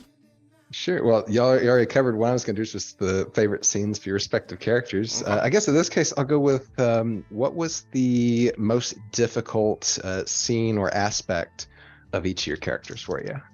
Oh, okay. For me, I think it was balancing the idea of this like shitty popular girl with the idea of like a real person. You know what I mean? I was trying very hard to do this thing where like it wasn't Tori wasn't like a caricature of Mean Girl, she was like a person who had goals, and those goals required that she be like ascendant, if you know what I mean. And like a lot of it is like you put on your social face to do things. We all do to some degree, like have this like pretend persona that is like who we interact with, people we don't know with. And that it's just like shitty learned behavior, right? Like everything about her family makes you think this is the kind of person that she would be, right? I would say not everything. Her interactions with her siblings. Yeah, but that like softens the stuff that builds a person into this like, you know, and like making sure that it wasn't like comically high school evil was the hardest part, because there were so many times where I wanted to just be an asshole for no reason. And I was like, there's no reason to be an asshole here, you know, and like bringing it back down in moments of like family, or like the stuff with George later on where it was like, I kind of miss that we're not friends, you know, and like that kind of stuff. And like, I think that was the hardest part, because it's like trying to portray that, right? Like show that can be hard. I thought you nailed it. Yeah. Oh, thank you. Yeah, it was. It, as you said, I'm sure it's very difficult to pull off a character that can be both terrible but also believable as a human being and likable. I think it's the thing where like you always think of that like mean girl archetype as like the villain of whatever movie, the high school thing, or like it, and they are usually just like caustically bad. You know, so it was that whole thing, right? No redeemable feature whatsoever. Exactly. We'll run through on the Zoom order. So, Katie, you're up next. I'd say, I mean, it's kind of a combination. It's any of the scenes where George had to be more real and more emotional and broken down. I think because she's like, that was my opposite build of a character. I built someone that was very guarded and kept everything, you know, like everything's a joke, just be high and joke about it. And she keeps people around her that don't dig very deep, you know, it's very shallow people. But as things got more and more serious, you know, like culminating with that scene, it haunts me. The scene with Cecilia and Will in the basement, like trying to convince Cecilia not to exercise a human being. Like that was stretching some RP muscles of my own. Yeah. Because Katie would like launch across the room and grab that person and be like, what the fuck? You know, but like Katie's not 16. You did eventually launch across the room and hug her. I did, which I had two ideas. One of them was to slap her, and I went with what I like. That was really hard, but I knew like at George's core, she's like a teddy bear. Can I tack a question onto that just because I find it really interesting, Katie? How close does George run to like your experience? You know what I mean? Because I feel like there's a lot of that like stoner influence in your like teen vibe. Like, no, nothing. Okay. Yeah. For those of you who don't know, Katie's a teetotaler. She's just smoking dope. She's smoking weed just for the character. That's the only reason. So true. Method no, acting, actually, baby. I know it's really weird. I was a total jock. So I was like class president jock. Cool. She's been preparing. She's been preparing for this role for years. Yep. Practicing. I started practicing after I got out of school. Which makes it all the weirder that we have all of those George and Joel scenes which just go off into absolute bizarreness. If you're wondering, Tori's not close to me either. What? Yeah. What? I'd say the closest I feel like to I me took at on school, what people think I was George. The closest to me at school would probably be Will, weirdly. Oh yeah. I mean, Yeah. that's true for But me not as chess well. club. Warhammer. Why do you Pagan say Club instead? weirdly, Shuki? Yeah. I don't know, you know, like. All right, sorry, I derailed us. Go to the next one. Yeah. Syrinx, you're up. I'm up. Wow. Welcome to the show. Thank you. Oh my god. I think we're all on a same kind of line hopping here. Because I think I messaged Sheepy about that, or I told Sheepy that a couple of times. As with everyone here, we kind of took characters that we weren't used to playing. Because I normally tend to go either between the social sly character or the physical brute character. So I had multiple moments where, for example, with the whole with the encounter in the basement, like going like, how am I going to go about this? Because you're playing a character that on the one hand is has this mixed vision of reality where she's like, I want to do what's right, but like, oh, this is surely right, and I want to do the things that make me earn appreciation of authority figures, so that as well. But I also like am socially inept, but I'm like not a dick, but I'm like, I try to rationalize things.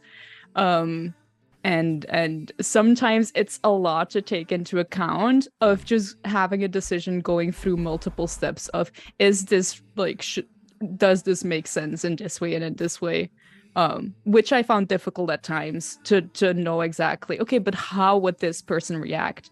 And I like the thing that helped me the most in that is when we were in character creation, and I again, I told this already, I think, but I based the character on Rachel Berry from Glee. Every time I had a moment where I was like, okay, so how would I react to this? I just thought, what would Rachel Berry do? What would she do? I pictured her so hard. Sometimes we were like, Mr. Knight says it's going to be okay, so it's going to be okay. Yeah. It's just flat. I could see it so clearly. So again, we're on the same page. Just the smallest It turns decisions. out being human is super difficult. Yeah. Like making someone a human that isn't you is super difficult. Yeah. Yeah. Imagine. Yeah. There you go. And LZT? I mentioned this earlier, but so this is the first game I've played really where it's like the interaction with the system is negligible, if any at all. Because I've been playing D&D and like role playing games for 20 years, and for 19 and a half of those years I've been the DM, designated DM. Who's going to be the DM? LZ is going to be the DM because he's got all the books and he's always the DM. It's never a question of would he like to play. So now I get to play, and it's a very juxtaposition of fall back on mechanics and no mechanics to fall back on. And it's a change, but I really enjoyed it. So I'm super stoked for season 2. But with Will, the thing I've had to overcome the most has been a case of asserting myself in situations where I would rather let them play out, just so he doesn't end up in like, oh yeah, we haven't seen Will in 4 episodes because nothing ever happens with him. And I was like, oh no, I'll say this, or I'll interject here and say something rather than just fading into obscurity and like, hey, we're just removed LCT from the intro because he never fucking says anything. So but I'm very much looking forward to a season 2 where we don't have to. We mentioned this earlier, where we don't have to build the characters up because we'll start with the well-established characters. Yeah. And I will say, do you have a question for the GM about the show that you would like to know and that you feel chat may want to know? Actually, I asked chat. First, they had asked about what inspired you, for the show. But I think you already told me before. It was about Sweet Home, wasn't it? Kind of the beginnings, the idea. Yeah. If anyone's watched the South Korean show Sweet Home, I've watched 5 episodes. That does not relate to me right now for this show. Jesus fucking Christ. Do you like it though? It might be a little more for me than I want, but I keep watching it. So it's the thing that hit me was like the idea of kind of an entity becoming a part of you, or kind of like slowly asserting itself. And like originally the idea I had was in a shopping mall there's an apocalypse and everyone gets taken over by an entity which they have to balance between survival, essentially a supernatural strong superhuman entity allowing them to survive, but also trying to keep a cap on it and not use it too much in situations where they're constantly being under attack and stuff like that. Yeah. And the slow kind of like degradation of humanity into becoming a monster. But something hit me at some point where I was like, I want to do a 90s show because I love the 90s and I love Buffy. And also I was very enamored with the idea of starting a show with nothing special about the characters in terms of like, you know, in D&D. That is very cool, like not knowing where you're going, so like, to speak. In D&D, you start and you know what you are. I'm a wizard. I'm a rogue. I'm a druid. And I was like, what if we just make people? And I really, hard part. I really like the idea because I like to go OTT of making a whole load of possible kind of like power entity things for you guys. So I feel like it's a very teen experience to just make a person, and then the big stuff that happens to that person is not within your control all the time, right? Like that's a very like weirdly human teen experience. Yeah. I was expecting you guys to like go a bit quicker into getting your powers and getting the entities. It was like within 2 episodes for most people. I thought it would be like first episode kind of thing. Oh, okay. Oh, silly you. Yeah. I was gonna say it should be the contrast with D&D where you're a bard or a rogue or whatever. I love the idea that essentially we're commoners and then we become a thing rather than, hey, guess what? You went to bard college and you were a bard. That's kind of what you were saying earlier, LZT, when you were saying that instead of us all already being friends and being established, we kind of had to grow this show. Yeah, this is the prequel season, and then we'll in season 2 we're like, hey, we're an established group. We already do this together. Yeah. It's just now you know how we got here. And we start with a prequel. What really engaged me to GM this show above, because I have a whole load of ideas, they just fly into my brain and then I write them down and expand on them. Is essentially like that idea of having a whole load of paths where you can maybe end up, and just like with no control on my side, just letting you guys progress, because I think I've mentioned this before. Like CC almost hit the spider path. And you and I talked about that a lot because I think I almost stumbled across a few of those too. You almost hit the light, that ball of light that you guys captured. You almost hit that one. Will CC could have easily have been the siren too, been the hybrid. Yeah, true. Like it was like so close. Yeah, right. Yeah, like, and it was literally a character choice, which I love. It was a character decision, like my character. No. Oh yeah, it wasn't not impulsive thing. Yeah. And then Tori was like, "Hell yeah, I'm impulsive. Let's fucking Hydra this shit up." But yeah, no, that was kind of like the inspiration, and there's still quite a few of them that you guys haven't encountered at all. I was gonna say yet, but who knows on that one. Yeah. It's gonna be very exciting for season 2. Yeah. Katie's gonna be paranoid every time George touches anything now. She has a chance to be possessed. I so am. It's gonna be a relief when she finally gets something. Water. So seeing as that was one that was kind of already answered, do you want to throw me another one? I'll see if I can. Let me see here if chat said anything else. Katie, I like that.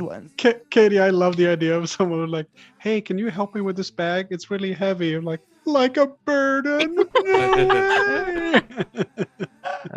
Looks like chat has also asked. The worst sarcastic person ever. Looks like chat has also asked, what was it like playing Joel? Oh, we stand Joel. We were just come on. Joel is like the easiest roleplay in history. So yeah, Joel is one of those characters which I create as a mixture of like fun for the audience and utility for the characters, for the cast. I like to make characters who are engaging in the sense where you kind of want to talk to them, because the scenes you have are like, you know, like I want to do more of these scenes because they're fun and they help, you know, kind of So I personally very So- appreciated Joel because he gave me someone emotional to bounce off of, or as emotional as teens get, you know. yeah. Yeah. But He I was kind also of her feel root. I also feel like Joel sort of fills that weird niche that happens in basically every RPG group where there's an NPC who is of little to no consequence that the party just loves for fucking no reason. Oh yeah, Every he's- time. he's- There's reason in Yeah, there, he's the man. pet. Yeah, He- but he- that reason only grew when the character had time to like talk and do stuff, right? Yeah. Like it's Yeah. that first initial like, oh, I like this guy. I'm gonna talk to Jim the Goblin in the corner for like 8 hours. You know, it's like Yeah, that. Her But it's name a- was it- Faye.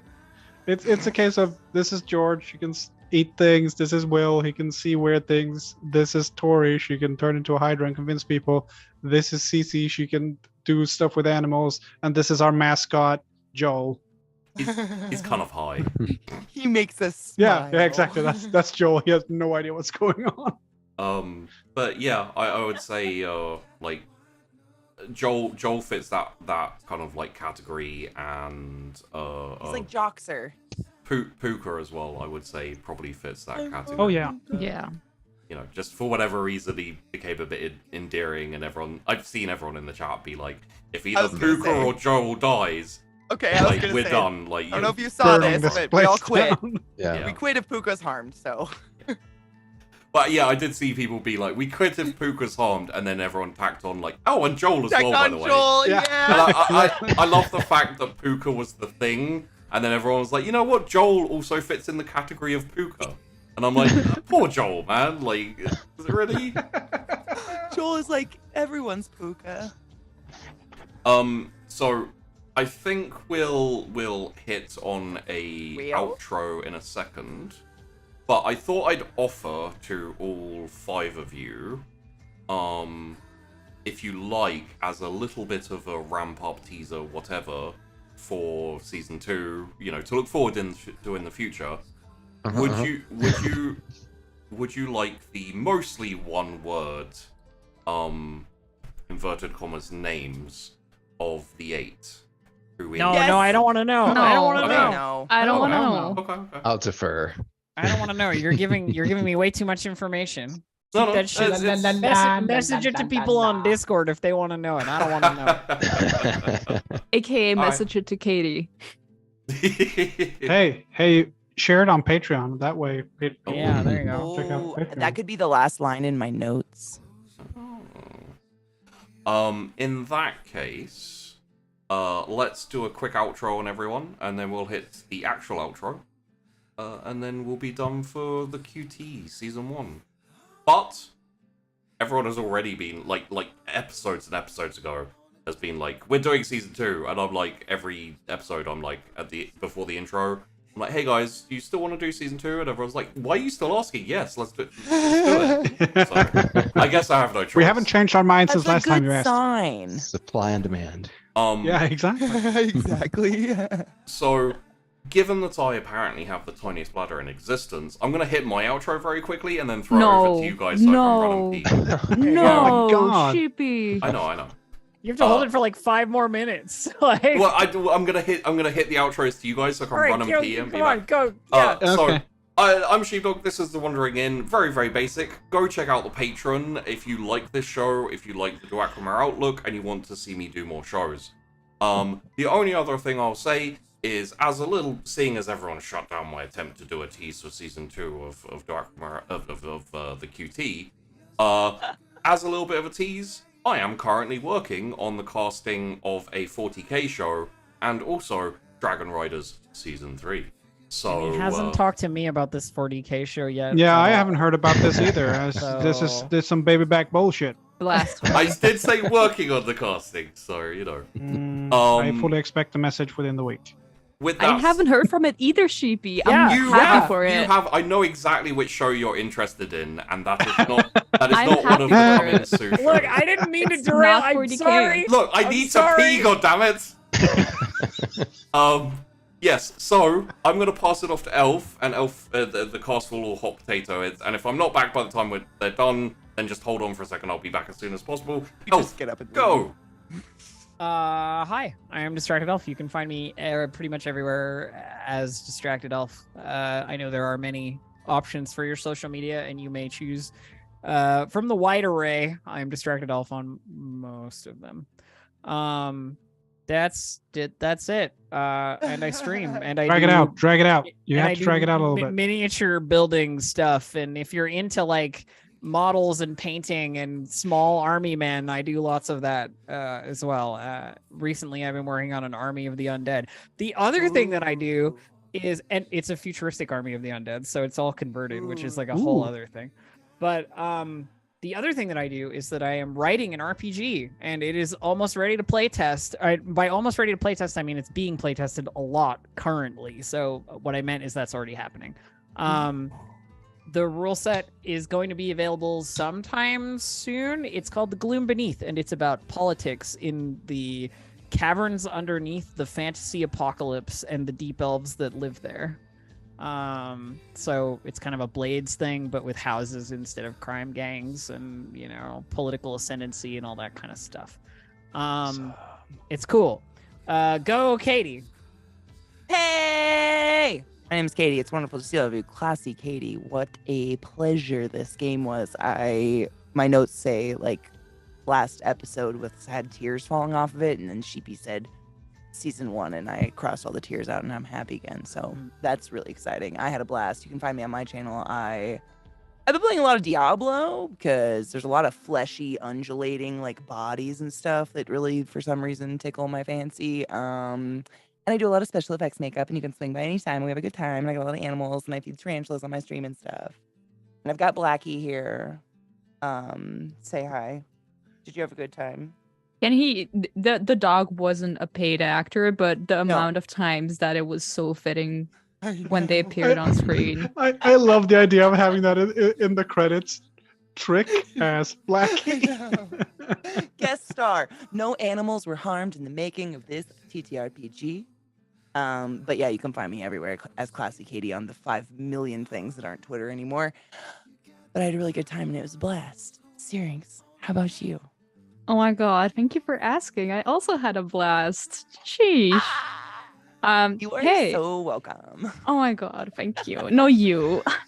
Hi, I'm Syrinx. Last time I didn't get the chance to do this, so you can find me on TikTok, specifically on the type where they are now defending the Barbie movie against men who were very offended by the Barbie movie, and it is absolutely hilarious. My favorite shit with that is the captions of like all the men on the trailer, It's the like a disgusting hilarious. feminists, like fucking yeah, it's so good. So yeah, can you find me on that side of TikTok? I don't know. You can search, but you can find me on Twitter and Instagram as Syrinx. I love this show. I had a blast. Looking forward to season 2. And by all means, LCT, kick it off. Hi, I'm Lima Zol Tango. I have been Will. I have been William Hamish Robinson. Danger, Will Because Robinson. yeah, we've gotten away from that joke actually, which is nice. Yeah. I said it a couple times. Yeah, that was a while ago though. So thanks for watching, everyone. I've had an absolute blast. I can't wait for season 2. I want to thank all my co-stars and Sheepy for running the whole thing. I stream occasionally on twitch.tv/LimaZuluTango. And you can find me on Twitter and Instagram at LimaZuluTango. And you can also find links on those things to my website, which sells handmade leather goods for very, very affordable prices for handmade stuff. And you can find this whole thing on Patreon, which you should check out because otherwise, none of this. And I also want to thank Mr. Matt for providing synopsis and plot summaries for episodes on Twitter or on YouTube, rather. Yes. Thank you very Thank you all. They're literal poetry. And yeah, as we slide over towards the outro, I'd just like to say it did tickle me quite a bit that Syrinx went, I haven't had the chance to say this before, but you can find me on TikTok, and then didn't tell anyone where to find you. You just went, you can find me on TikTok. Anyway, I didn't say That's that. I part said of the specifically shtick. where. Oh, okay. Just search. Did you? Were Barbie you movie? deaf? I said on the side of TikTok where they're defending the Barbie movie against men who are offended by it. That's not where someone can find the TikTok. And then I Yeah, it said, is. but can you Yeah, it find me is. there? I don't know. Oh, okay. Sorry. Whoa, have you only caught up on my running treasure joke for the hunt. last 4 episodes where I it's a keep scavenger saying hunt. where I keep saying, hey, you can find me on Target haul video sides of Instagram Reels. Do you not been catching up on the running joke there, Sheepy? I haven't, no. Like, Oh, I'm not God. gonna lie. I it think went- he it might went make you totally shout over yourself my out head. every time he leaves to pee. He might hate you. Yeah. He might. Rude. It's the only time during the outros. Anyway, outro I was time. gonna say my endurance is running low here. We've, Can we? we've hit it. We've hit it. Don't worry. Thank you for watching, everyone. I hope you enjoyed the QT. On Fridays there will be the Drachma outlook for a while, and obviously it'll be announced properly when the next set of shows are going to be coming up. So keep an eye out for them, and obviously Yay. for season 2 of the QT. Thank you for watching, and we will see you when we do other shows. Bye bye. Bye. Bye.